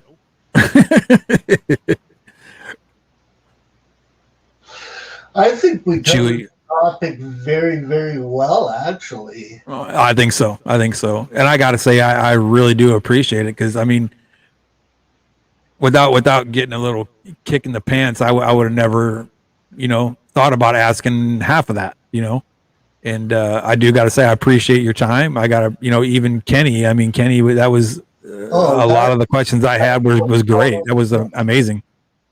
That's what totally made it, was that aspect and that link from the Calgary Aquarium Society and their directorship will show you the various different ways that programs are run. Right. And like I said, it's just I appreciate all the time and the effort that you guys, you and Kenny and I don't want to say his name wrong. I mean, scroll up here. I don't want to say his name wrong. Alishan, okay. And Alishan, that was great. And I wish, maybe you could have came up, but I'm sure there's going to be other topics that we'll cover that, because like I said, there's a lot of things that we could be talking about, over that topic. And I think that it would be a really good, maybe a monthly segment to go over and say, hey, this is what we can do in the clubs. Can you do this in clubs and stuff like that, and maybe spread some ideas about how to raise money in clubs or things like that. I think it'd be a really good segment. I might suggest this to you. I don't know if you know the Chicago area at all or not, but I was raised there. The Chicago Aquarium Live Bearer Association and Cichlid Association, and I'm sure that he's a member of the Green Valley Aquarium ship. Well, I think isn't Terry involved with some of those? Exactly. He is the outgoing president of the Federation of Aquarium Society. Do you want to know who the incoming president is? Who's the incoming? The other founder of the IGEES besides Philip Shadd. His Interesting. name is William Gill, and he was president at one point of the Boston Aquarium Society. Oh, neat. Okay, he also ran his own Boston Guppy Club. A So Boston guy in Chicago. Wow. No, like everybody knew Rick Borstein. Not everybody. It's William Gill. Rick Borstein had a wide range of interests. William Gill has only got a few interests. William Gill is like the other half of the IGEES, and it's his club. Philip retired. He's not involved in guppies at all. But the club that he did still is. Okay, not involved with the club. No, he's not involved with guppies at all. He's a painter. Gotcha. Okay? That's what he does. Whereas William runs the IGEES out of the United States. Right on. Robert, I don't think so. I really don't think so.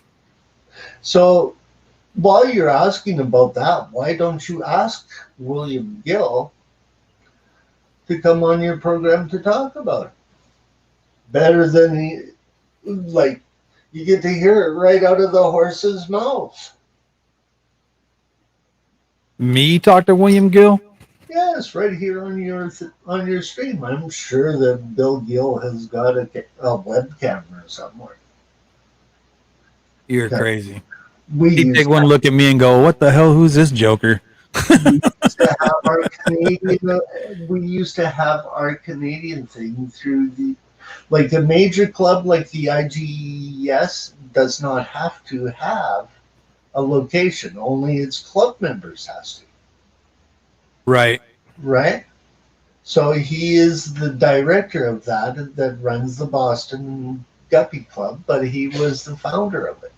Philip was the founder of the Canadian side of it. The Canadian side closed. That's why I'm off in the Philippines. Gotcha. That's where I go because I got interested in Asian strains through Philip and the genetics involved in it. Okay? Both of my mentors from both guppy associations know what I'm doing. Right? It's my love for those fish in particular that keeps me going. Right on. The fish that sorry, I keep looking at the weather. I'm sorry.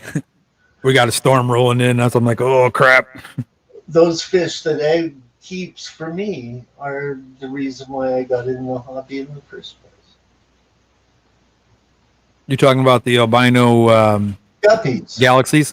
Yeah, guppies. Guppies were the first fish I ever kept. Right on. Right on. I Robert. had a lot of fun with guppies. Guppies are fun, you know. Oh, guppies are a blast, man. And I have 3 separate tanks of guppies right now.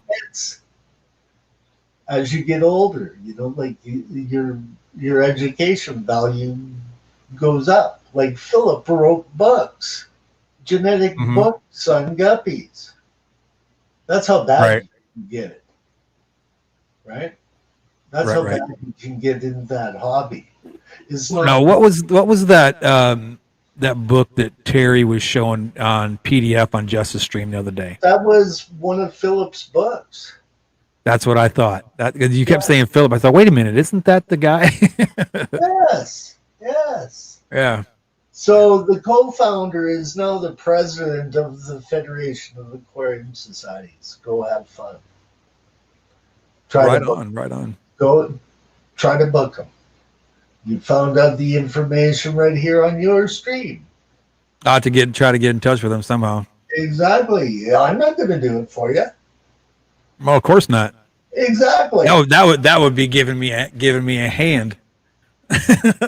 Hey, You know, I I'll like a hand give you up, a not a hand with out. that, okay, I'll give you a hand with that. Okay. 1 second, folks. 1 second. Let me mute that.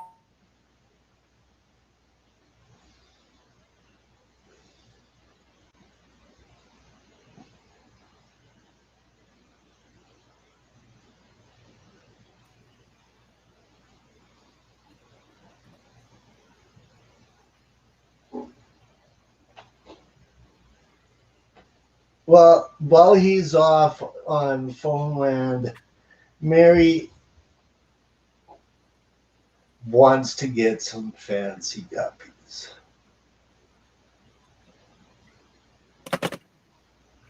That's how I felt all along while I was away from the hobby doing rock and roll. I was going into pet stores and watching fancy guppies.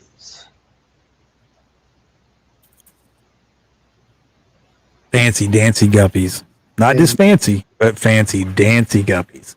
Yeah.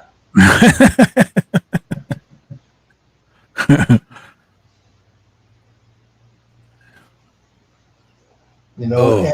and if it wasn't for Chubbs letting me on his stream last night, Ed wouldn't have got that message yet. So now, Oh, right on. now it's up to you to contact Ed. Okay. Right He's on. interested. He's okay with it. It's time and day. Make sure both of us know the same time and day, and I will be there. Roger And that. my buddy from Tennessee that keeps my guppies. Right on. Right on. Okay, so it's the I'll just try to shoot. hobby. Hold on 1 second. I don't remember. What in the world is that?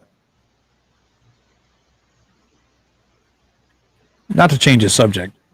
We'll get right back to that in a second. But you ever just like pull up YouTube, you go like to your home thing, and there's like all kinds of crazy mess that you know you don't look at that stuff. You know, like So you're let's see, now like what's this my one? sort of native fish representative for my project, Rocko. I have my guy in Louisiana. His name's Chops. And look at Right on. all his beautiful native fish. There's some really cool fish that come from that area, though. That's some really amazing fish that come from that area. They have some amazing black water down there, man. Yes. They have some amazing music from that area, too. Oh yeah. Oh yeah.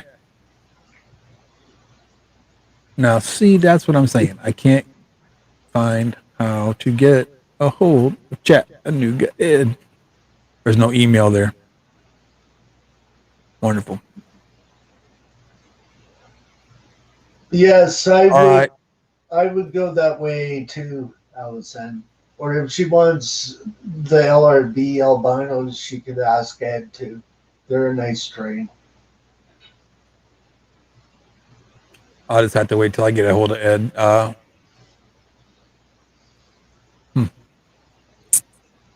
Well, all right then. So yes, I don't have his email. I email Fishroom Fever because Ed is not very good with email. So this is something. Gotcha. Okay. Yeah. So this is something that you have to work out, but Ed knows about it. And it has been told. I came Gotcha. up on Chubb's stream last night just for that purpose. Gotcha. I said I had a purpose. I just want to come up for that. The rest of the show is his show with whoever else he wants on that stream, because hey, it's down the bayou, man.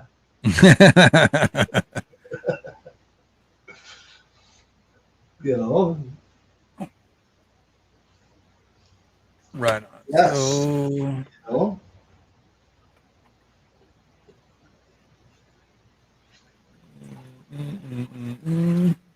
there. I don't know why I did that. I already had Gmail already open. I'm going to shoot him an email real quick. Hey, Rico Stan's Hey, giving you some there you advice go. What's that? about Ed. Oh, Facebook, or you can text him. Yeah. So basically, we just wanted to get a hold of him about about the guppies, right? No, we wanted to book him for a chat, remember? About guppies, right? About guppies, yes. That's what I said. We wanted to give him that, right? Yeah, yeah. Well, you're getting guppies from them whether you like it or not. Like you just have to figure out what you're going to trade to them. I arranged that, okay? Well, I'm saying that was the topic that we wanted to get with him about doing a thing about guppies. That's right. Yes. Right on. So we just need to get. I just need to get in touch with him and find out when a good time for him would be. Exactly. Well, I told him during the daytime at around noon, and he said, I'm probably still sleeping. And I said, well, that's the time that he's got me booked for. Well, I mean, if he's available in the evenings, I can make time. Except like this week was just pressed. This week was pressed. You know. That you'll have to work out with him. Yeah. That's Hey, Third Coast, what's up? It's just getting people together. Is like I had to use my ways and means. Okay, so get in touch using my ways and means advice for you for your own club. Get in touch with William Gill from the Federation of Aquarium Societies and ask him at the same time to come on and talk about a topic. I'm sure that his history of guppies talk you would find most interesting. Right on. Okay? Like he's a speaker too. He used to have his own radio show too.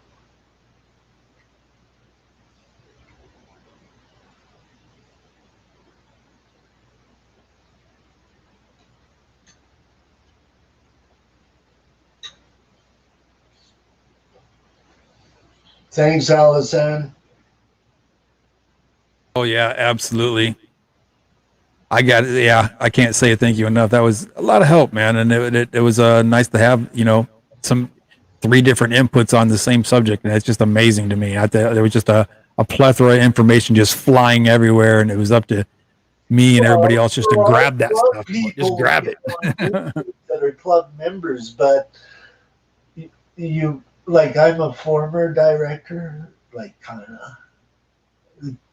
in a way. I just do committee work now. Okay, Mm-hmm. I'm doing it for our motto of my old aquarium society: always promote the aquarium hobby. Right. I am. I don't even keep fish anymore.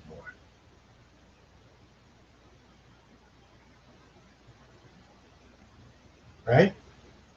Right. Well, no matter how much I want to. It's just like being in sales. That was always a thing for us being in sales. We always called it ABC. Yeah. Always be closing. So it's the same thing with with a hobby that you're passionate about. Talk to people about it. If you go in my truck right now, honest to God, I swear on my mother's grave, if you go in my truck right now, you'll find a big stack of these. All right. They're just my little Rocko's Fish Room stickers for my channel, right? But the first thing that comes out of my mouth is, "Hey, man, you watch YouTube? Yeah? Well, hey, check it out. We talk about fish all the time on my stream.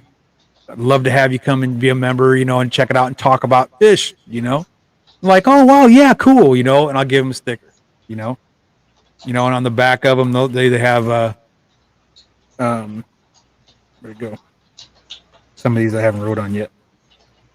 But I'll put like and subscribe on the back so they know what it is. It's not just that, oh, this is just a sticker, from a business or something, No, this is a YouTube channel.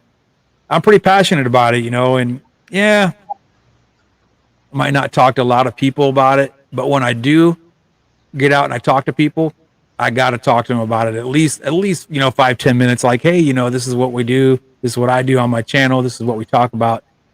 Love to have you come by and check it out sometime. And I'll leave it at that. I have a little thing that I want to throw an idea at you for. Okay. Okay.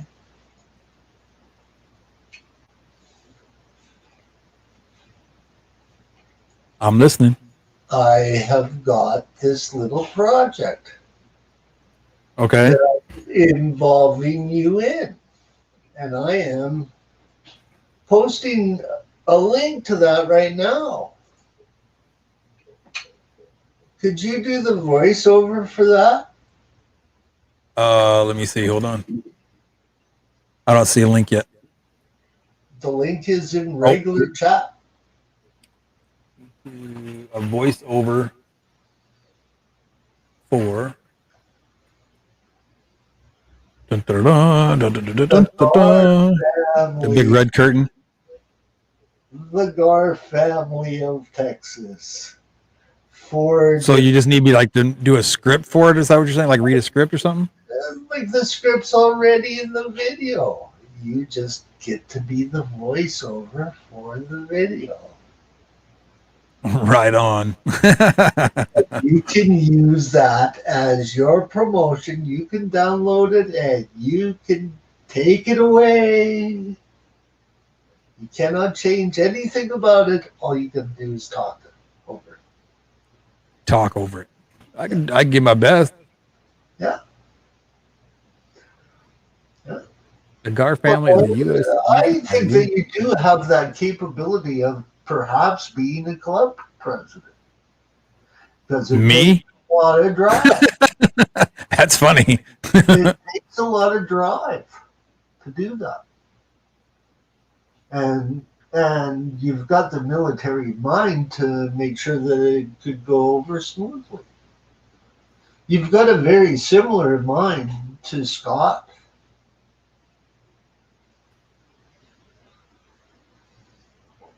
And Scott was a very successful president of his aquarium club. I'm sure Allison would agree. They run one of the best cichlid shows down in the United States. The Keystone Classic. Right? Right on. It's all about people and it's all about dedication. And people that are dedicated to the hobby all generally succeed. Well, yeah. I mean, it just thing of it is, if you're gonna do something, either my opinion is either do it all the way or don't do it at all. Yeah. Because and forgive my French, because let's see, it is past noon, right? Don't do nothing half-ass, because you're not going to get a good result. Yeah. Well, I wanted to bring that point up with you because I think that you will do very, very well. And I appreciate it. Thank you. And that song, the songs that are on that video are for you. For your way cool. For use, etc., etc., etc. Like, hey, here's a gift from me to you. Well, I appreciate it, man. That's way cool. Way cool. I enjoyed putting together that video. I need to do a lot more fish from Texas, and that's where I need your help. That's Oh, right why, on. that's why I told you about the Texas education program. That's why Yeah. like this is easy, 1-on-1 and all. Like I was already thinking of the ways and means, Right. right? Well, I know at least for my girlfriend's classroom, I just think that the Texas Wildlife Association or whatever you call it, the DNR or whatever you call it, would be really. I mean, just I think especially now because they're talking now because right now she's only doing. Well, let's see, she started off with first grade this year, virtual, and then they moved her back into the classroom, but still virtual. Instead of doing virtual from home, she's doing virtual in the classroom. And they got her doing second and third grade. And if I'm not mistaken, from two different schools. So she's got four groups of kids that she has to teach during the day, you know. But now I'm thinking they might be putting her in a higher class again. And she's taught all the way up to like sixth or seventh grade. So, but I think they're talking about maybe possibly putting her in like a fifth grade role or a sixth grade role, which would be cool. I think it'd be awesome. Mm-hmm. And I think that would be better for I don't want to say upperclassmen, but you understand what I'm trying to say. A higher grade level, a higher grade level. Okay. I think that would be very beneficial for a higher grade level because I think they would be more. What's the word I'm looking for? I think that they're would be a little bit more interested in it. You know what I mean? And happier with it. Not saying that little kids wouldn't be, but I think a child at that age would take more interest into the education aspect of it. You know what I mean? Yeah, that's around the 6 or 7 is actually the time of period where I got my first fish tank. Yeah. Okay. Yeah. So around grade 1, I got my first fish tank. Mm-hmm. It's just that the Yeah, I think it's about the same for me too. Actually, I think it was first or second grade. Mm-hmm. Rocko for president. Only if Third Coast is my VP.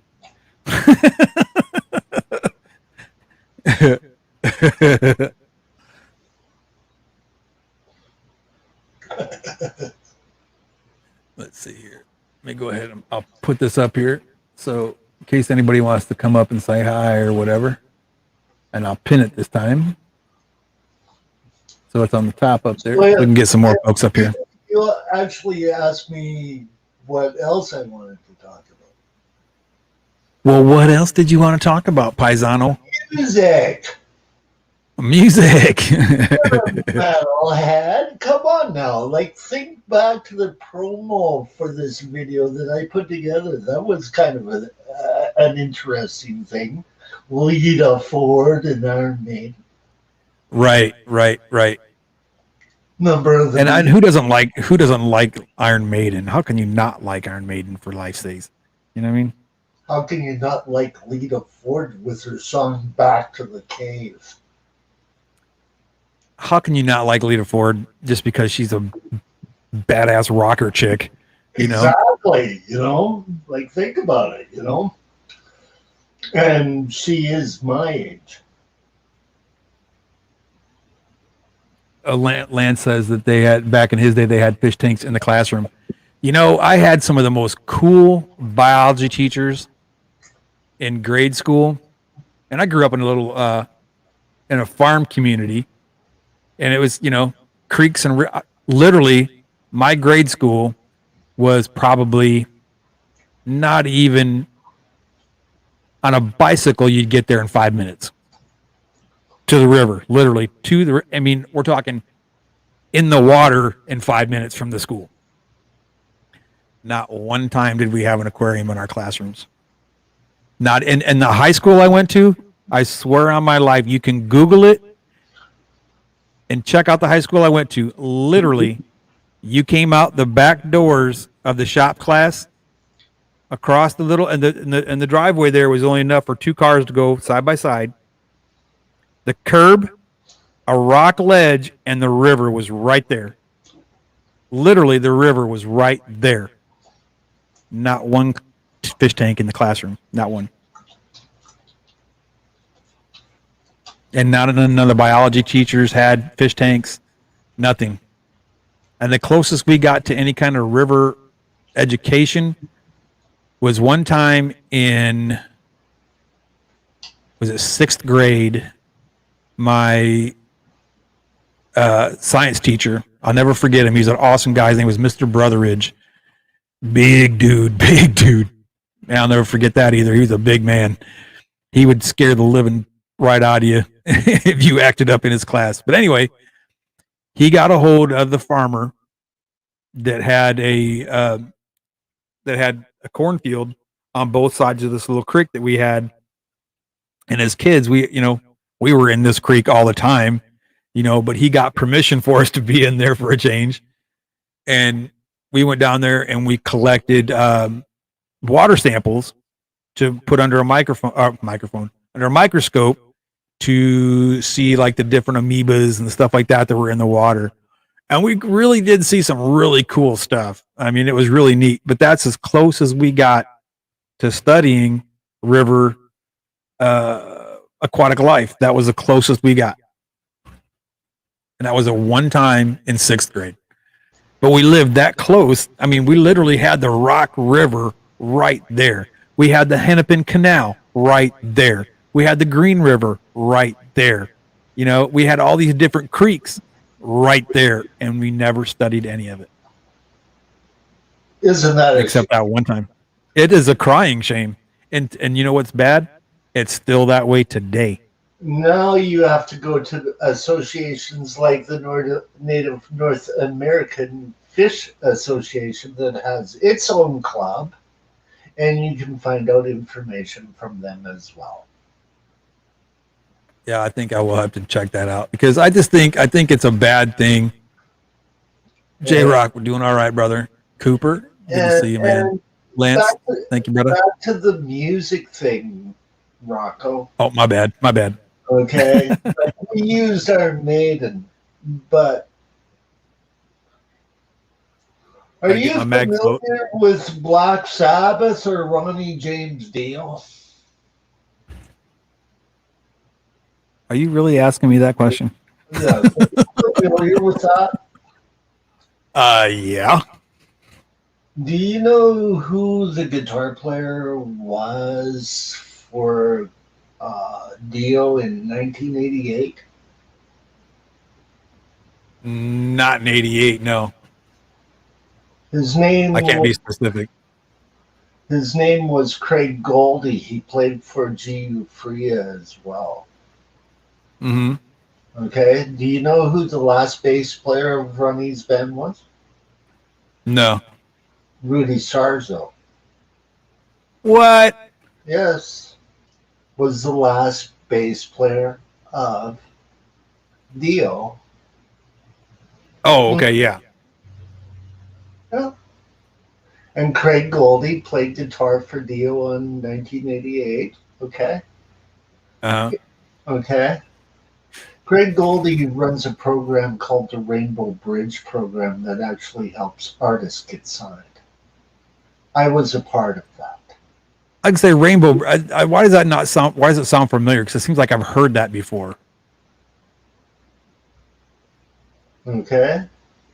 Now I posted a link in there by a band called Benedictum, who were produced by Jeff Pilson of Dawkins. And the V sounds exactly like Ronnie James Dio. Oh, really? And she is an amazing singer. The band is based out of Phoenix. They're on Frontiers Records, which is the same record company that Journey is on. Oh, right on. Right on. Okay. Same record company as Foreigner. Like, these guys still do put out music. It's just not on mainstream radio anymore. Right, right. Okay. Yes, I'm rocking the Meg float there, Chubbs. Right. But do check out Veronica singing Heaven or Hell. That was the album that I Yes, I gotta check that out. That's one of my favorite songs that Dio does on. or did. Yeah, so you got to check out the V, Veronica. And they're on she's actually recording her own solo albums nowadays. I've known the Right V on. a long time. Like, um, I worked for Los Angeles management company that only had one band, but the one band that they had, the leader of the band was a former FM radio station DJ from the 80s on K Rock Radio. His name was Mm-hmm. Robbie Rodfogel. And he owned a company with Rudy Sarzo, a film company. Mm-hmm. Mm-hmm. I was Metal Knight's publicist through the management company. How cool. Yes. I was supposed to interview Ronnie James Dio, but he passed away for Yeah. a magazine down in Texas, believe it or not.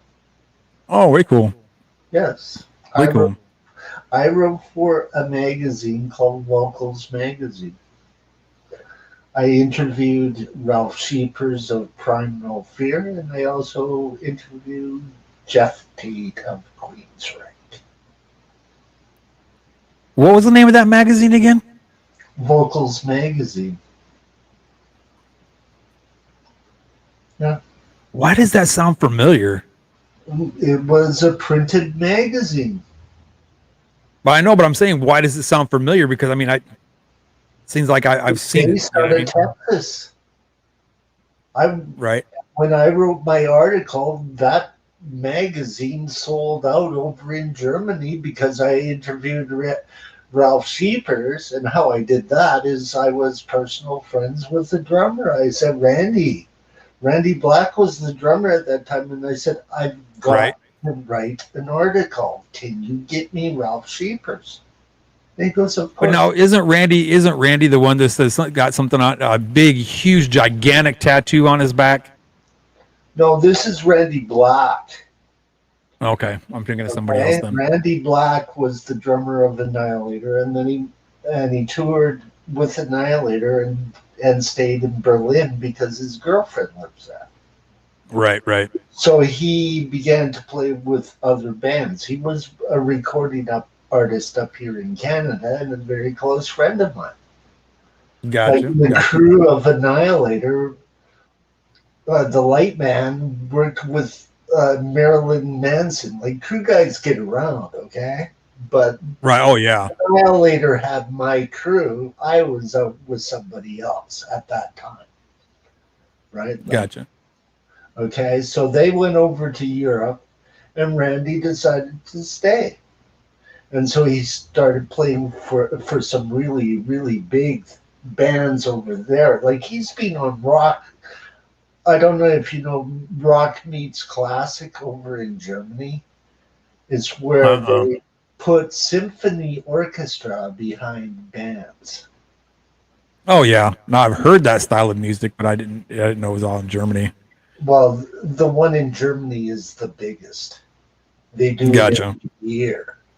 Okay, so he got to play with Uriah Heep and Alice Cooper. Okay. An orchestrated drummer just doesn't cut rock meets classic. Mm-hmm. And so what they do is they get a band to play, and then they invite certain people to be invited guests. Mm-hmm.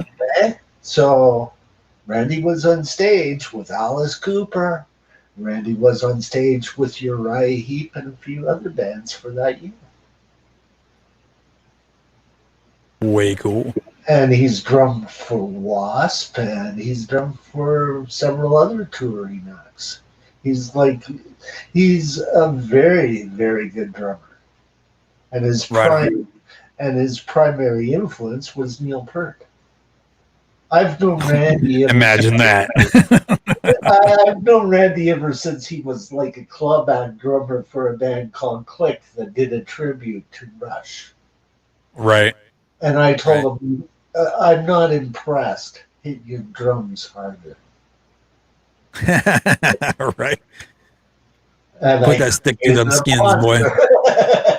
And I created a monster. But I'm used to like the Tommy Lee type of hitter. I'm used to Right. that Right. big time hitter because the guy who got me in the hobby of music, just the hobby of it, not the Mhm. profession too much, because he was a drummer. But one of my sister's older friends was a hard rock drummer that played like John Bonham. He was Right. auditioned for Loverboy, okay? But Uh, he had his own personal issues, okay, and never got the gig. But the thing is having that kind of guy influence you from the time that you're in high school and you're hanging out with him because he plays in a cool rock band, right. right? To the times where you are in the bar setting up his monitor mix. Can you give me just a minute? I'm going to mute my mic for just a minute. I got to go check on my kids real quick. I'll be right back.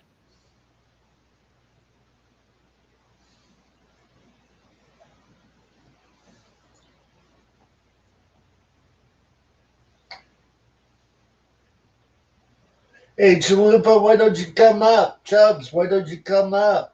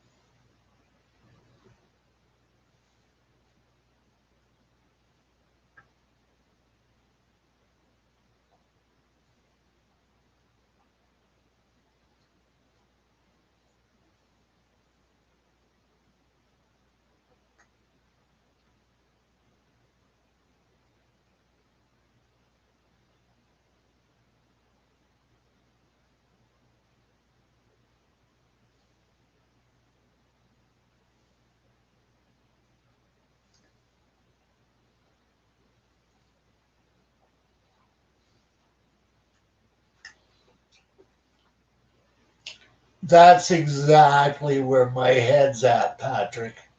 Exactly. Campfire, an open stream, guitar, and a fishing pole.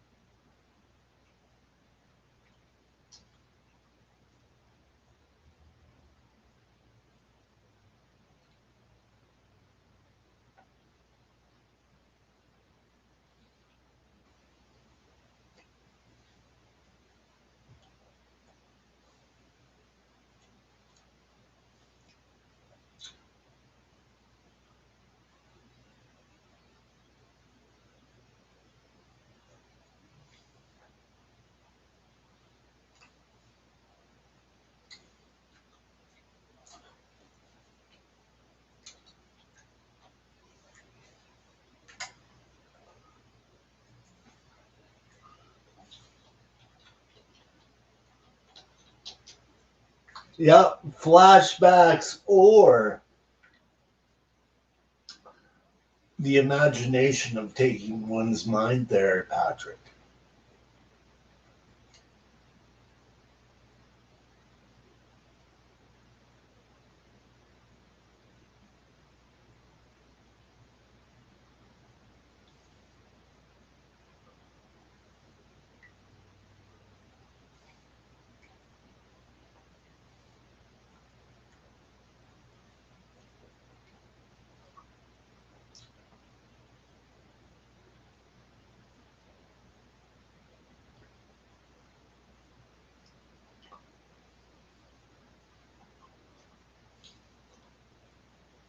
Yep. Like, to me, that's more me nowadays too. And me, even when I was young, I loved being around water and with the fishing pole in it. Didn't learn how to play guitar until later on in life, but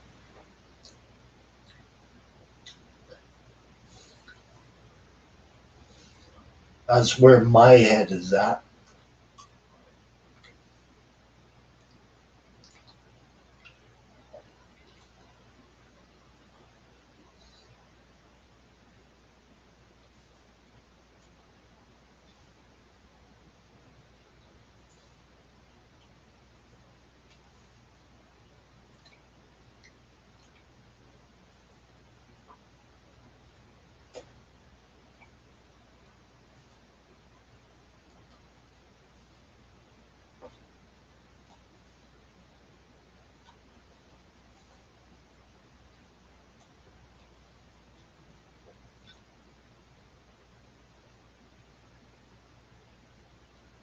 I don't know, Terry. He had to go and look for his kids.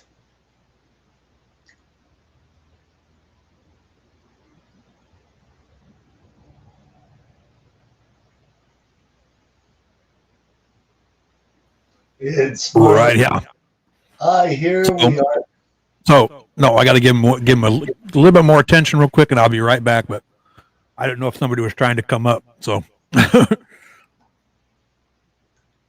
was Terry trying to come up, or Yeah, Chubbs, or Terry, I think tried to come up. I don't know. But yeah, it was a good stream. We covered a lot. So oh, I'd love to go fishing. Yeah, yeah, please do, because I'm only going to take like another 5 minutes, and I'll be right back. So that's fine if you wanted to come up and shoot the poo. I'm cool with that. And Chalupa now he wants to go fishing. I know. I had you all in my ear the whole time. I would love to go fishing my damn self.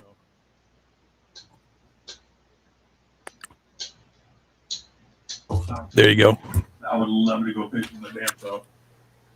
All right, I'm gonna go take care of the kids real quick, and I'll be right back. There you go. Only the cool kids go fishing.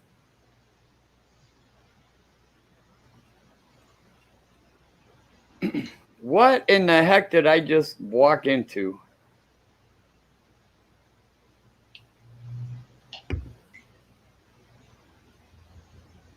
Uh-oh. Whoops. All right, Chewy, what do you want to talk about, man? It's me and you. what do you want to talk about? I want to talk about Joey having a meltdown. One of the most popular fish keepers on YouTube, and he kind of had a meltdown last night. Well, it isn't the first time. No, it's not. He's done it before. And to me, it only attracts drama. It doesn't really really do anything for the hobby. But that's my own take on it. No, I that's a perfectly good observation. As they say in my business as a publicist, Terry, bad news spreads a lot faster than good. There's no such thing as bad publicity. Is that what you're saying? Exactly. But bad publicity will get you more attention.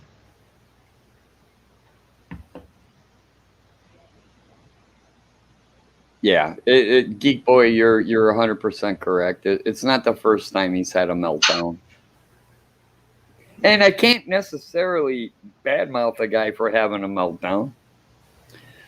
Trust me, I've had a couple of my own, so it happens. Yeah. However, I try not to focus on it. There's too many good things in life. That's actually a really good point. I mean, there's no reason that we need to focus on the bad things and just focus on the good things. That's right. That's a great way of looking at it. Mm-hmm.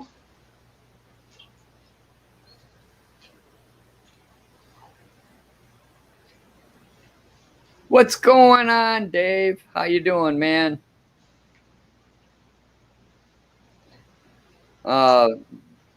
Yeah, we're kind of off the rails right at the moment, Dave. But how's the basement going?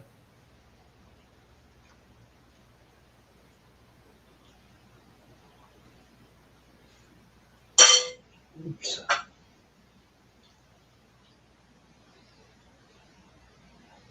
So what else do you want to talk about? I don't. Crap, I don't have a topic. Do I ever have a topic? I don't know. No, we usually start with My something back through itches. the babble, and we go My from back. there. We need to help everyone with fish, like Kenny said. And I missed what Kenny. I did see Kenny was up. I kind of was in and out, so I didn't get to see this whole stream. But I'm sure if Kenny, I'm fairly certain Kenny would say that we need to basically help each other out and stay as a community. And yeah. We actually need to see more kids in the hobby, is what Kenny was bringing up. Like, from an early age. I see it at auctions. When I go to an auction, I see kids all over the place. The GCCA, even when they do their auctions, they have a youth auction going on in the background where you can That's donate. cool. You can donate fish for the kids auction, and if I'm not mistaken, I could be wrong. It's been known to happen, but I don't think they take a percentage out of the kids. So No, if you donate a bag to the youth auction, then they don't take their normal 30%. and they don't do it with kids that put it in fish either. Yeah, it's just basically a donation to the club. If you bring a bag of fish, let's say I'm breeding guppies and I bring a bag of, 6 guppies in a bag, I can say this is a donation to the youth auction. Yeah. And you don't see anything going to the club. It's the kids get to bid on it and the kids have a great time. Yeah. And everything's just cool. The money that is raised from the fish goes to the pond. Right, because some people don't know that when you sell fish at auction, you're only getting 70%. The club takes 30%. And sometimes less. In our club, it was 50-50. Oh, that's So now that you said the club makes 30%? Yeah. Most clubs, it's 70-30 split on anything you bring to an auction.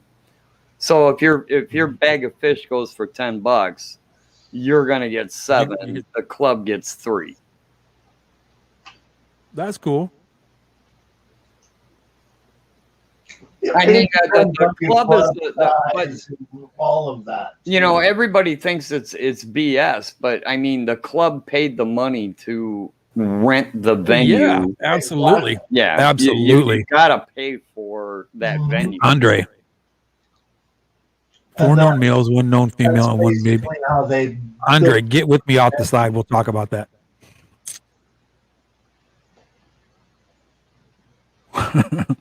Most definitely, because I really want some paradise fish. I think it's easier today for younger people to get into the hobby than it was back in my day.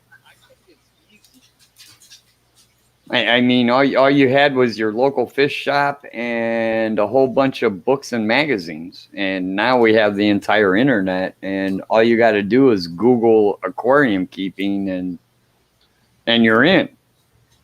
Yeah, the research and the tools are better now, but the actual clubs are actually suffering in membership. And that was one of the pointers that Kenny came up, and he said we have to get the younger people involved, or else to actually join a club. Yeah. and that's just it's a personal choice whether you're going to join that club or not. I've been, believe me, I've been a member of a bunch of them, and I'm not anymore. I'm not a member of a single club. I just don't. What's the reason behind that? Because it costs money to be a member, Oh. and I don't see the benefits. Didn't cost me anything to be a member of my club. Really? Yeah, when they went all online, they just no memberships. That's cool. Yeah. I think that's the wave of the future. I mean, why should I have to pay a membership fee when if I'm going to come to your auction and you're taking 30%? No worries, Andre. No worries. You're taking 30% of my money when you do an auction, then I shouldn't have to pay money to be a member. Like I said, some things are changing, Terry. Clubs are learning to change with the times. Like look at the Ohio Cycling Club having their own channel and their own stream. I think that's great, by the way. I think the best out there is probably the Missouri Aquarium Society. They do an awful lot of stuff online, and they post it on. Cold day in hell when I recognize Missouri. Yeah, they do a really good job. I think their internet presence is fantastic.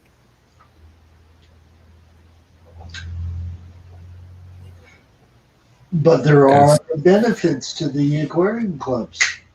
Yeah, there's a ton of benefits. You get like-minded people together, but we're doing that right now. Yeah. I'm fairly Very certain true. everybody in chat is an aquarium keeper. If you're not, I don't know what you're doing here. Yeah. So there's easier ways to get like-minded people together than actually going to a physical location and doing stuff. Mm-hmm. But I'm also, you can't have an auction online as successfully as the clubs do. So Yeah, that's true. you still Agreed. And your type of fish that you do run across on your eBay auction site and in typical form and the other things, you don't get to see the fish you're bidding on. Whereas at a club event in person, you do get to see those fish. Not only do you get to see the fish, but you get to see the breeder too. Exactly. He's usually hanging out near his bags of fish, and he's Exactly. really, really Right. proud of himself. Yeah, right. And it's a really good way to make some pretty good friendships. Speaking Right. of fish and fish swaps and stuff, I got one coming up on Sunday, and there's a type of Gudiad. I don't know how to say that. Yes. Goodie. Right. Gudiad. Yeah. It's hang on, I'm looking for it. Trying to figure it. Stupid thing. Oh, I can't see it because it's minimized. There we go. Don't worry, Mr. Manifesto. We don't have anything else to do, so I know. we'll wait. Right. We'll just Anyway. wait. The type of fish is a blah, blah, blah, blah. I'm looking for it. God damn it. Of course I can't find it when I'm looking for it.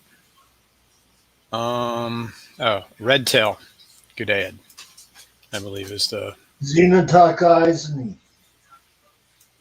Let's see. What did you just call me? Yes. Eyes and I. You want to do what? Know anything about Hey, these? wait a They minute. seem kind of cool. I might get Yes, some I bred them. interesting fish. They're a cooler water species. They do very, very well. They're typical Gudiad, though. They can be a little bit territorial with other fish. Gotcha. But they're a beautiful fish. I've never done the Gudiads. I've done Live bears, right? Nor have I. bear, but they don't populate in large numbers. Lance Jones made the comment, I would have my kids in a club if we had basically a club where they live. And I'm fairly certain you've covered this ground already, Rocko.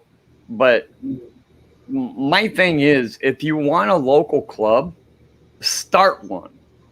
You know, all these people kind of bitch and complain that they don't have a local club. Well, if you want That was the whole point of club, the just start it. stream. Dude, that's easier said than done, man. Some people ain't got time for that. Yeah, I get you, man. I'm the exact same way. I am not gonna put forward that effort. Dedicated exactly. to the But like Kenny is the president of the Portland Aquarium Society, right? Yep. Correct. Kenny will tell you that it does Color take some guppies, what's up? It takes time, but it just depends on how dedicated you are to, if you want a club and you're really want a club, then just start your own and be the first president and just grow it. And instead of the Great Portland and Aquarium Society, you could be the Portland Society Aquarium Club of the greater aquariums. Topic from the get-go. It's on my own aquarium. President. On my own. Why do you gotta have? What is that? Alishon? Alishon, yeah. Why do you gotta have perks out of your club? I mean, the perks To get put people in, obviously, are just meeting like-minded people. You know, We're covering the exact same topic over and over again. I apologize. I didn't see the beginning of the stream. Yeah, No. we covered who you have to contact to become a registered society.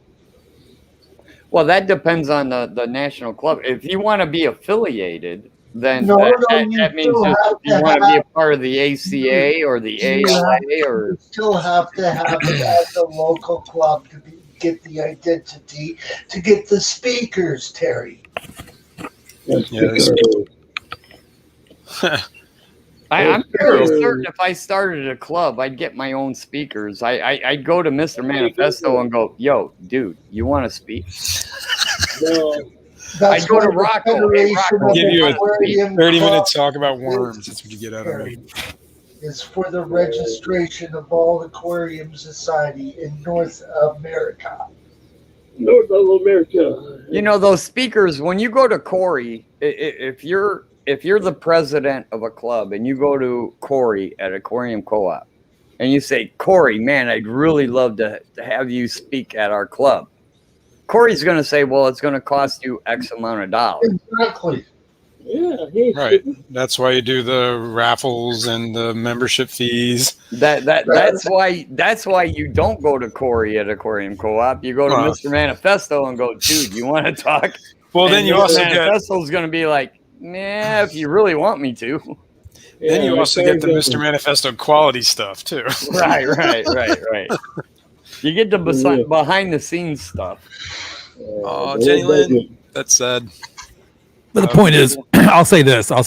If I was going to start a club, okay, it would. I'm not gonna lie. I would put every bit of effort I had into it to make it a huge. Well, didn't even have to be huge, but it has to operate awesome. You know what I mean?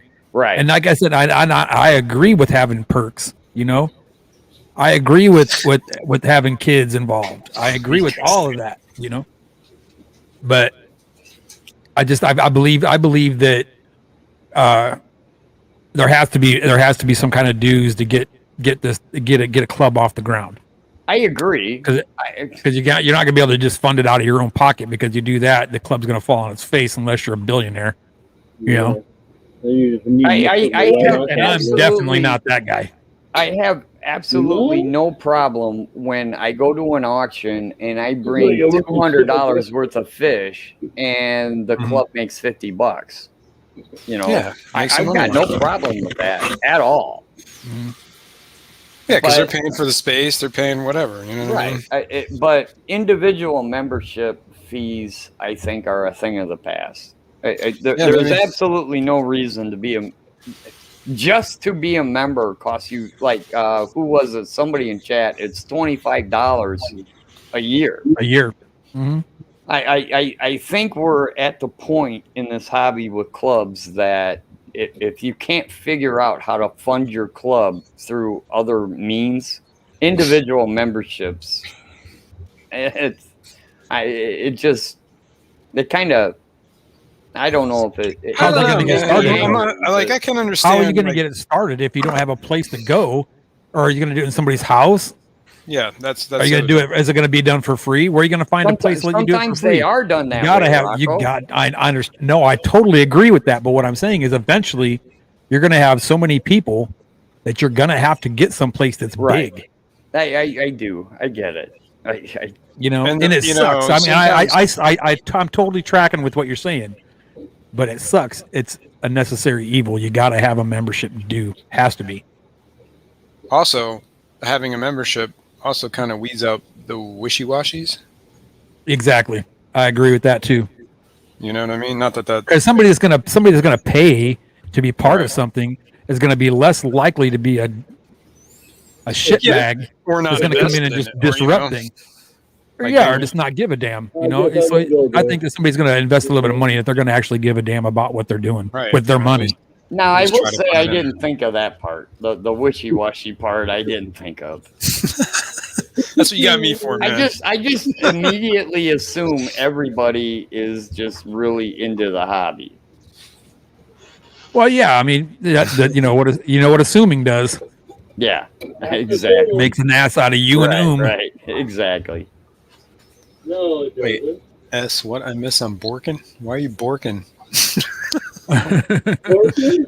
Borkin? What I miss on Borkin? Yeah, That's what I I said. like Geek Boy's comment. Only a fortune. Membership dues tend to weed out the degenerates.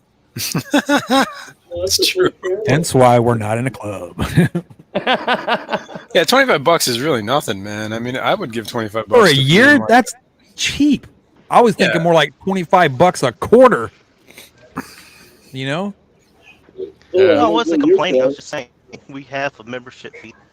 Yeah. And that's awesome. I think it's great because your funds are going to go to something that's valuable or Well, you know, the it's an club- asset for your club. Club's gonna pay you back with the ability of renting a venue so they can do an auction, What was or it? they can Alishon do a was saying swap stuff too. meet, or If they you- can do a speaker. You know, because speakers aren't Right. cheap. Right. No.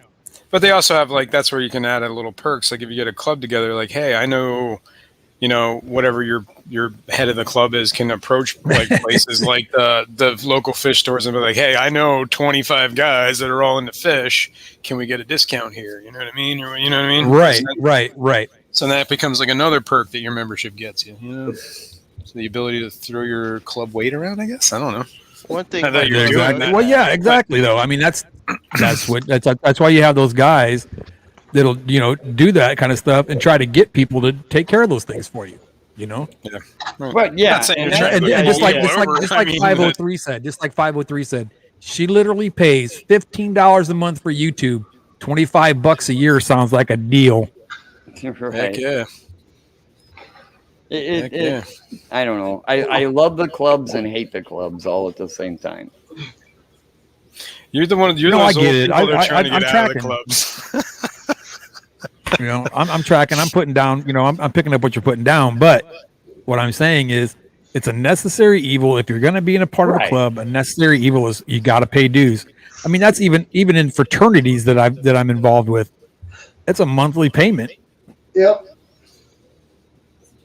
That's funny. Is Danny here? Danny, I was totally joking when I made that comment. By the way.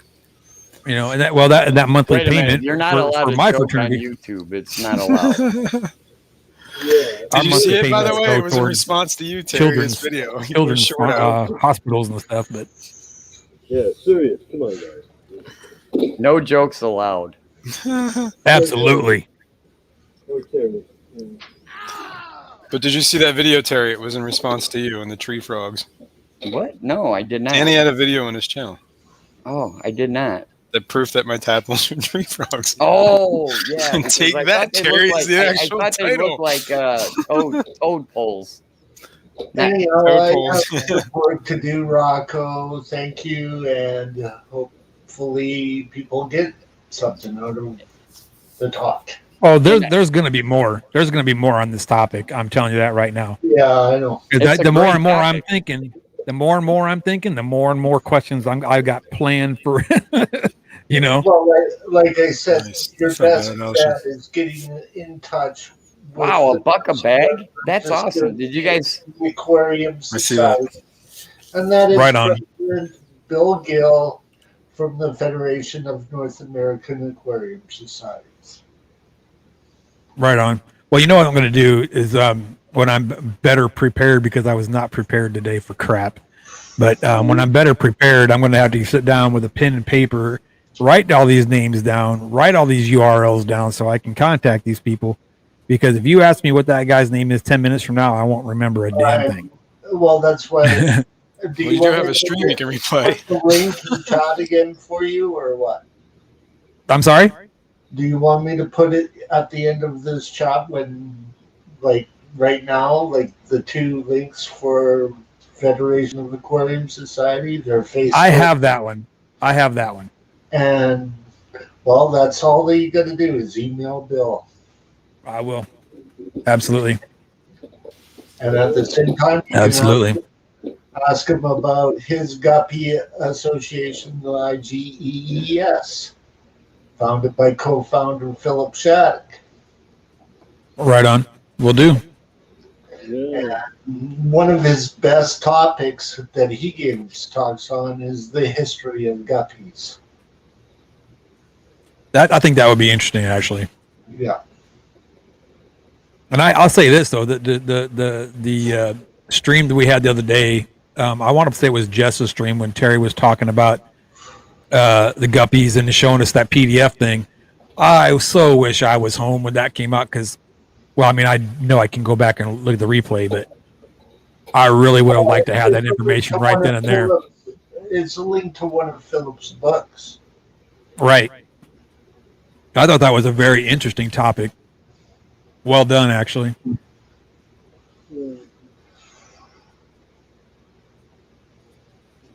So way to go. Pat on the, that's a pat on the back, Terry. That's a pat on your back.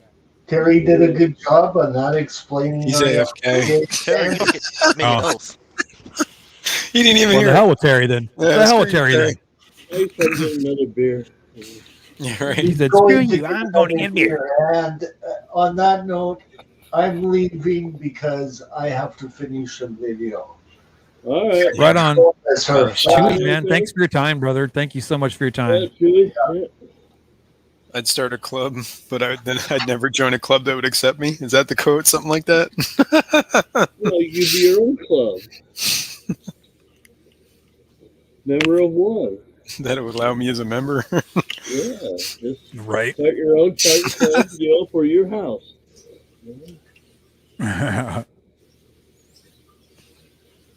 That was a really lot of information. I mean, Yeah. Alishan gave a lot of information earlier, and Chewy had a lot of information. Kenny had a lot of information about the club thing, and you know, like I was saying earlier, man, if I was not laid up with my shoulder and my leg the way I am, I would definitely be putting in a lot of leg work into getting something like that started. I just think it'd be really cool. Because I mean, in my little place, or my little town that I live in, we have the Hill Country Cichlid Society. Oh crap! There goes the phone. 1 second, fellas and ladies. A lady. Oh, it wasn't talking up here. I didn't know ladies up here. Just talking about everyone in chat. And Dennis, your mic is doing that weird muffled thing again. What do you got going on, Andre? Tearing down my, Muffled, well, huh? not tearing down, but remodeling my 20 long that's outside. Well, I'm going to shut it off and plug it back in. All right, man. You're remodeling your 20 long outside and revamping it? Yeah, following Chewy's advice, not pulling out the substrate, but adding maybe 2 inches of lava rock for eggs to fall into. Oh, yeah. Gotcha. Granted, Even it's Terry does a horrible, good job it's very every now and then. expensive.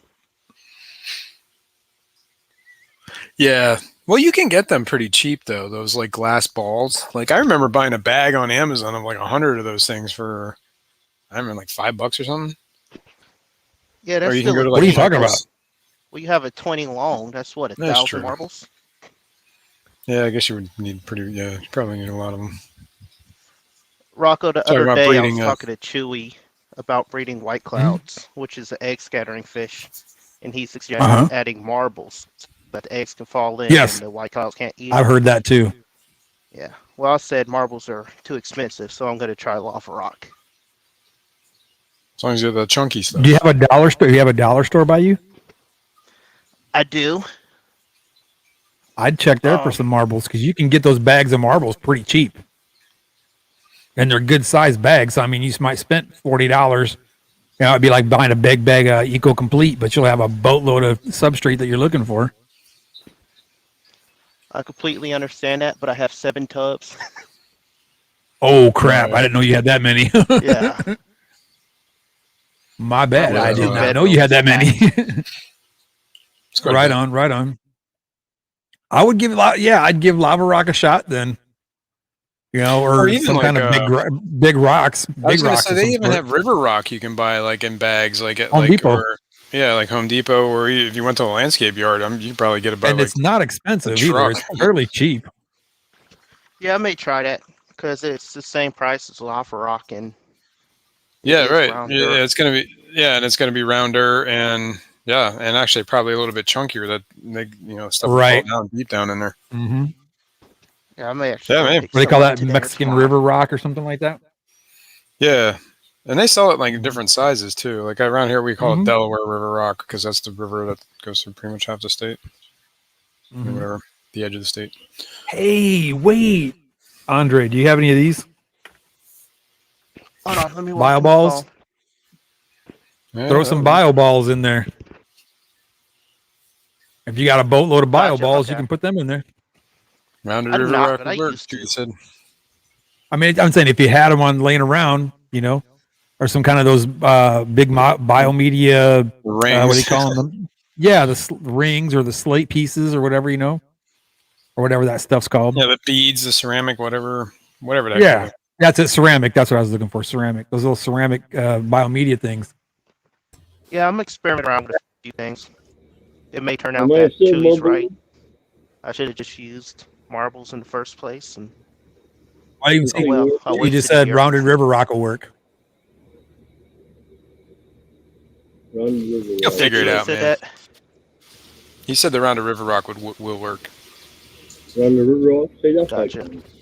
You That are would still muffled, probably, Dennis. honestly, that would I don't know probably be your what the hell's going on with this thing. cheapest way of doing it. That's 90% of my fish room is substrate that is rounded river rock.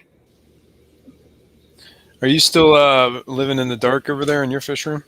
Oh, my fish room's gonna be blacked out for 7 days, man. Oh, No light. It's been one, right? yeah, he doesn't want to look at it. You got We 6 got more to go. 6 days to go. And this is because your tank was going green? Yeah, the main tank that I really want to show you guys was turning green, and I can't have that.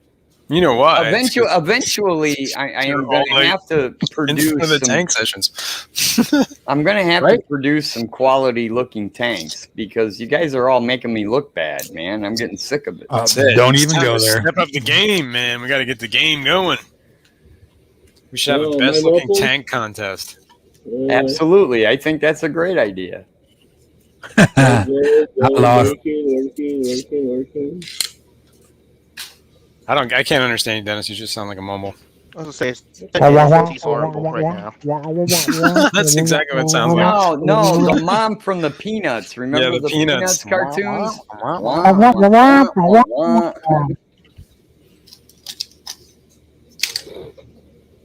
No, Mom, I don't want to clean my room. There was a teacher Yes, would talk like Mom. that too. Yep. Right? Yep. Yep. No. Oh, my lordy. Still, I don't know what the hell's going on. It says I work in fine. I don't know. It's almost like it's not using the mic you think it is. Yeah, exactly. It's like you got 2 mics hooked up and it's not using the right one. Well, let's It's see. like you're talking from way far away from it. Well, this is microphone USB. Yeah, that one works perfect. That's whatever the that one that is. you need right there. Okay, because it shows me default communications, with the camera mic, and a microphone USB camera, and that one there. Okay. 1B3 of 2019. Are you in the dark too, huh, Chewy or Chubbs? What 'Cause, happened?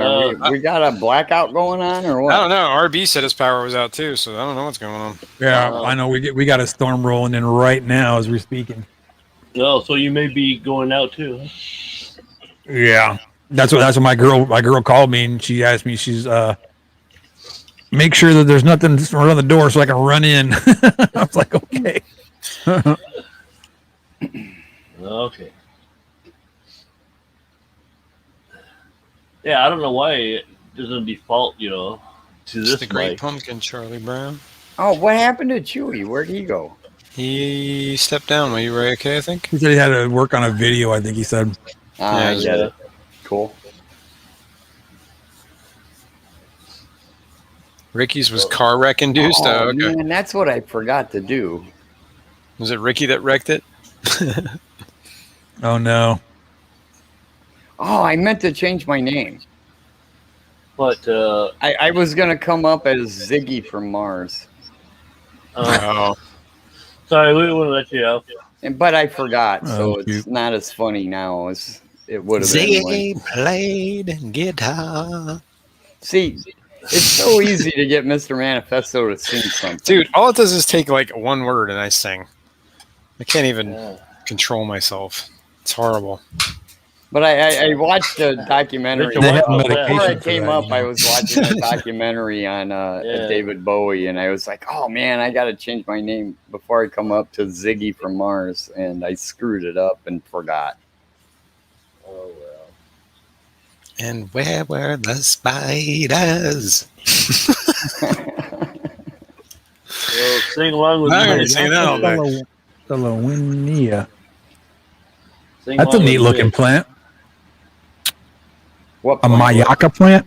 It's called a Mayaka Solowina. Bless you. Solowinea. Solowinea. Your I don't Latin know. sucks, man. But what? Show us a picture. You're Latin. You're Latin. I'm not Latin. Is it No, almost your like Latin a neon sucks. green? Yes, with red tips. Okay, I know what you're talking about. Tips. TIPS, guys. Oh, show us a picture. That's just the ad I got in my email. Oh. So, Ludwigia, Amazon sword, Bacopa, Carolina. Somebody spamming you here. Buy my plants, huh? Yeah, pretty much. Ludwigia respins, Rotala, Yeah. Hygrophilia. Yes, it's still raining. No, Mayaka Vendeli, we get the rain tomorrow. Camboba, Carolinia. So the first one was a yucca plant, right? Come on. Mayaka. Mayaka Honey and Minnesota. Solowinea. Has anybody in the panel run into a yucca plant? No. Dude. Nor do I want to. I have a friend of mine who has It one of hurts. those stupid plants I got one in outside my of his front yard. house, right by his patio.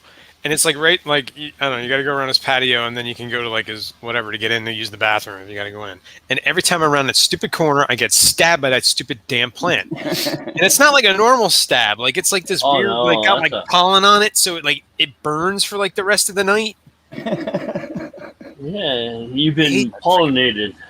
His plant's named Spike for a reason. I'm Yeah. telling you, man, a yucca get plant can pollinated. screw you up bad. You know what I would name that plant? Like, no joke, Doug. that. No Doug, as in dug up. Tore up, dug up. Mayaka. The leaves are Solowinea. razor sharp and super pointy. And like Mr. Manifesto said, if you get stabbed by one or cut by one, it's gonna turn red and like bother you to death. I highly recommend it for when you feel your skin is in too good of shape. Yeah. Yes, wait.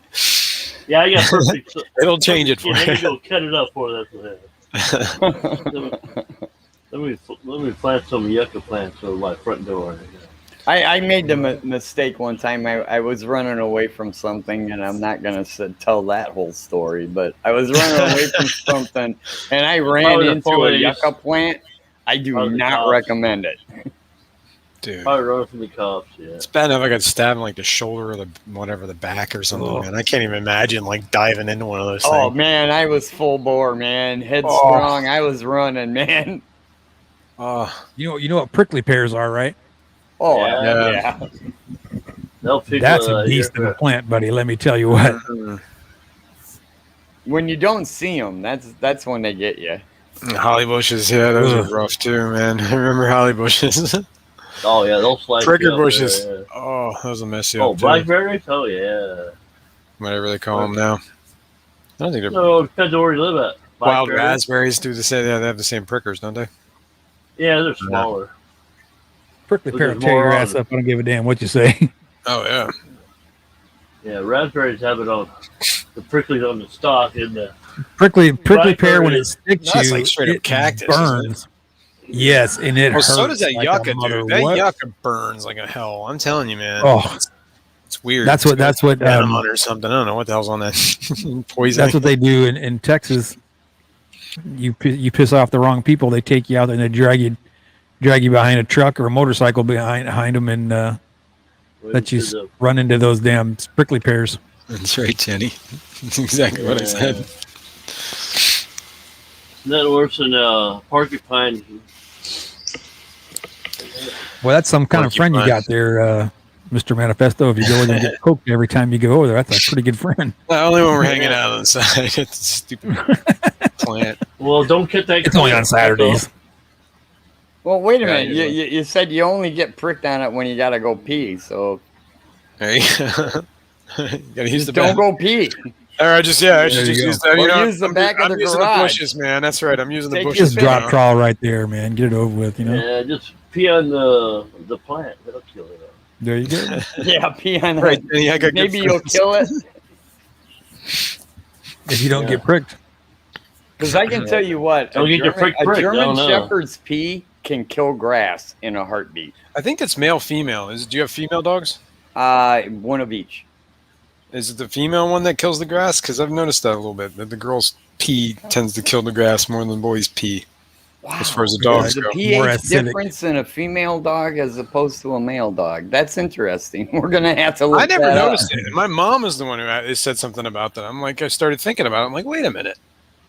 And then I have a female dog, so I started noticing where she pees, and it starts killing the grass. Oh, absolutely. It's in the A same dog spot. will kill your grass in a heartbeat. But I don't think it's the boy Yeah. dogs that do that. I think it's just the girls. Because the boy dogs No, I don't pee believe that. on bushes and stuff. Maybe Take the boy note, dogs man. kind of spread their pee out a little more, so it's not. They did a as- study that, what is it, where small dogs? the female just right there. Yeah, All of squat it's going in and one spot.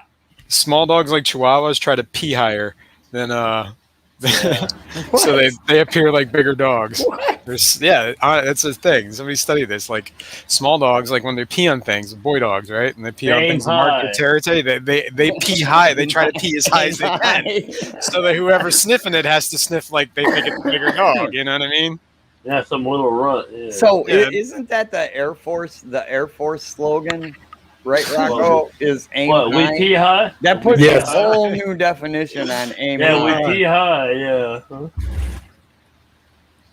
So Bates No. and Genetics here says male pee is great for plants on occasion. Yeah, and female hormones burn the plants. So maybe there is something to that. Yeah, there's something. Like I said, I got one of each, and yeah, my backyard looks horrible. You should do this study, man. See if it's Yeah. separate make them sure the you corners of the yard and see what. I just keep Yeah. putting more grass seed down everywhere there's a spot. You got to put the grass seed down and wait for it to grow. And I think if some of you were to like hose it off, like just dilute it a little bit, it would, yeah, it Water, probably it's actually help, but better. What are you gonna do every time you let your dogs out and then Yeah, you water water your your whole grass. backyard? No way, third coast. Afterwards, I do not have that kind of intestinal fortitude, man. Mr. need Manifesto. You see what he said? You see what he said? Oh, yeah. I've Third heard. coast. Ouch, man! I told you that prickly pear ain't no joke. Tell Man. it. That's your knee, right? Your kneecap, yes. Yeah, and you can only go in and go out. Can't back out. No. Yeah, because Like- a prickly pear's bar, Got- the barb. It's like barbs. There's like little barbs. Yeah, like come a off fish that. hook. Yeah. Gender And they- specific man. It earrings. goes in, but you can't pull out. Yeah, pull all the way When you through, pull yeah. it, when you pull it out, I mean, it's taking something with it. That's why you pull it through. It's like Dude, a porcupine quill. I don't recommend doing either of that. Leave it Just there. don't get around the It's not damn. part of you. Yeah, stay away from the Right. prickly pear. That's my best advice. Right, Just don't live in Texas, then you're fine. Or Mexico, or New Mexico. right. Wait a minute. I got Desert, a Arizona. prickly pear growing in my front. Not that area between the sidewalk and the road. They Yeah. call it Easement. yeah, Parking whatever. strip. Yeah. The Their parkway, property. Yeah. whatever. It's technically called an easement, but yeah. It is called an I wouldn't- easement. Yeah, it says what you pay for it. Who's running from a hog? Yeah, and you have to maintain it. You have to repair it. You have to do Yeah, everything. so to it, was but the I. city It tells was you a what to hog. do. But the city was can a walk on hog it and do I whatever was they want with it running anytime from. they want to. No, they come. They come there. Like they just came by my block here. They did a. They're gonna pave out front. They came by one day and spray painted little X marks on people's sidewalks, right? And then a week later, you got a letter in the mail saying, if you have an X on your sidewalk, you have to replace it by this date because they're paving, and you can't do anything in the road or cut anything up for the next 5 years because there's a moratorium on any of that. So do it before this date. I was like, There we damn. go. Good thing I didn't have any X's on my sidewalk in front of my house. Well, not to So- mention, what if you wanted, what if your sewer line went bad or something? You're Yeah, gonna that's have what to they're dig saying. all that up. Right. Well, that's an emergency at that point, but yeah. And they probably, I think they'd fine you at that point if there's a moratorium. Great. My sewer just went out. Yeah, I'm I'm screwed. paying $5,000 to have somebody fix it, and then you're gonna fine me too. It's like, Call- Well, if turn it's to city electrician. though, if it's city, that's That's right. usually Call the the city electrician. sewer.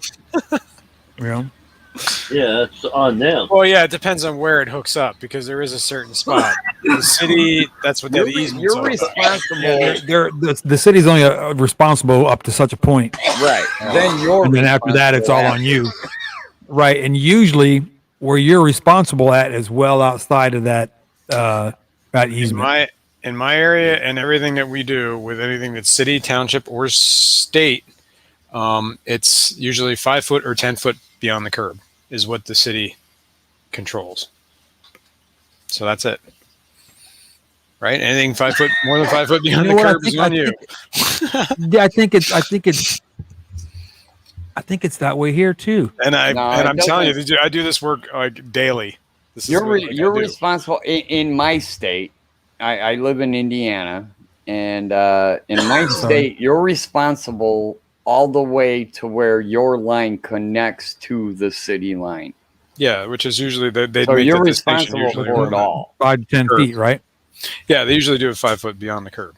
Like the city will go 5 foot beyond the curb usually. Yeah, it's usually where you're shut off or where else is that. Right, because they have Right. shut-offs in the either in the street or in the curb. Right. Yeah, Which is technically on your property, but Right. yeah, if they're in the box. Yeah, that's they're what that easement's allowed to go on your property and do what they want with your stuff. If you don't pay your bill, they can go on your property Oh, yeah. and Yeah, they dig go up out your your, water. I your had a buffalo neighbor- box and shut your water. They can off. go on your property even if you haven't paid. You'd have paid your bill. That's an easement. They can do whatever the hell they want, whenever they want, however they want. Right. right. And that's the crappy part. That's why I don't want to live in the city.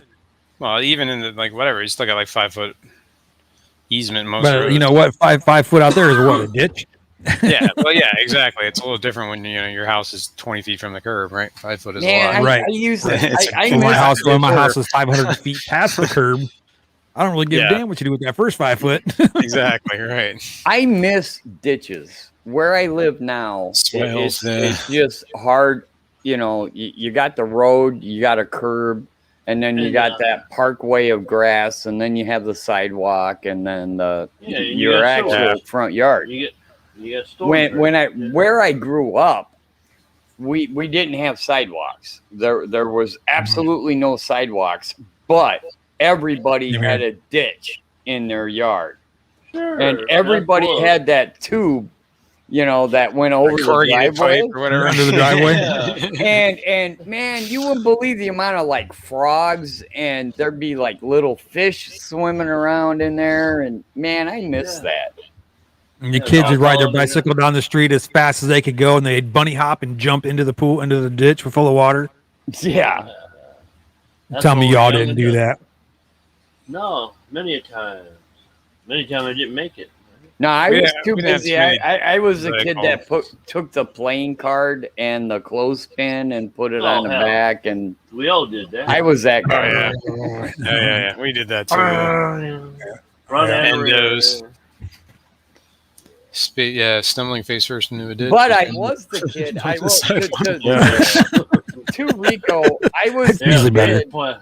I was the kid that was sticking his face in the tube, looking to see what was there. Yeah, Yep. I'm the one that crawled in the tube to get it. I mean, No, I didn't crawl Right. in it. I mean, that's just Now tell me this. You ever find like these old creeks? They had the big tubes, like you could almost like you had to lay Walk down in. in it to get through it.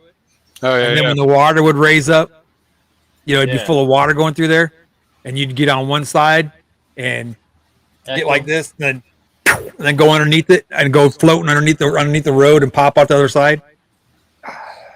not me. See, Yeah. Nope. Value my life. No, I Too guess much. I've done that. But I done- got mad. I've done props and on ditches, respect but if not you're in the the one that did culvert. it. Yeah. Yeah, I When they were building they were building the interstate through here, like whatever, when I was in middle school, and we went creeping through all the drainage, the storm system that was underneath the highway. That was cool. Took our skateboards through there and everything. We were like, sat down and just kind of like rode down. yeah! It was pretty cool. And then you come across like we were like, you'd go down, you'd be like cruising like because they're all pitch, you know what I mean? So the water can run. And we're cruising, just kind of like laying on your skateboard going, and all of a sudden it would go to like an inlet that dropped like 10 feet. You're like, boom! It was all filled with water at the bottom. You're like, God damn it. Yeah, the end of the trail. Yeah. Well, no, then you could keep going down, like it would go further. But because it all went to a basin somewhere. Yeah, yeah. and all was collected, and yes. But it was creepy because But it was all somewhere. underground. There was occasionally you'd come across like a manhole or something like that. An opening, yeah. It's kind of cool. though. Miles of underground, yeah. It's like Ninja Turtle stuff, man. Right on, man. Way cool. Dumb Hey stuff guys, for you know what? kids. I think I'm gonna call it quits because it's looking pretty nasty outside, Right on, man. and I don't want to short out any of my. I already done lost a 65-inch TV to the storm. Is, So is anybody Hey, else what? going on afterwards? Yeah, I don't you. think so. No, yeah, you, Terry. you are, Terry, Why do I gotta do it? because you're 'Cause being you're- voluntold. You have have intestinal that. fortitude. Yeah, you can go Six 10, 12 days hours, no left. problem. Yeah, If you got the 7 storm days in go- the dark, man. You need all the light you can get. Right. Yeah. So if the That's- storm passes me, I'll get back up and I'll holler at y'all. But I got to get out of here. Right on, Yeah, dude. we don't want to short yourself out. Right on. God bless, Rocko. guys. Thank you Later, guys for everything. I Fired really up, enjoy Terry. having you up here, man. Be good, guys. See ya. Peace, love, and be good. All right, man. See ya. Thanks for having us. And You look, bet, he man. left. Terry left. Everybody left. Oh well.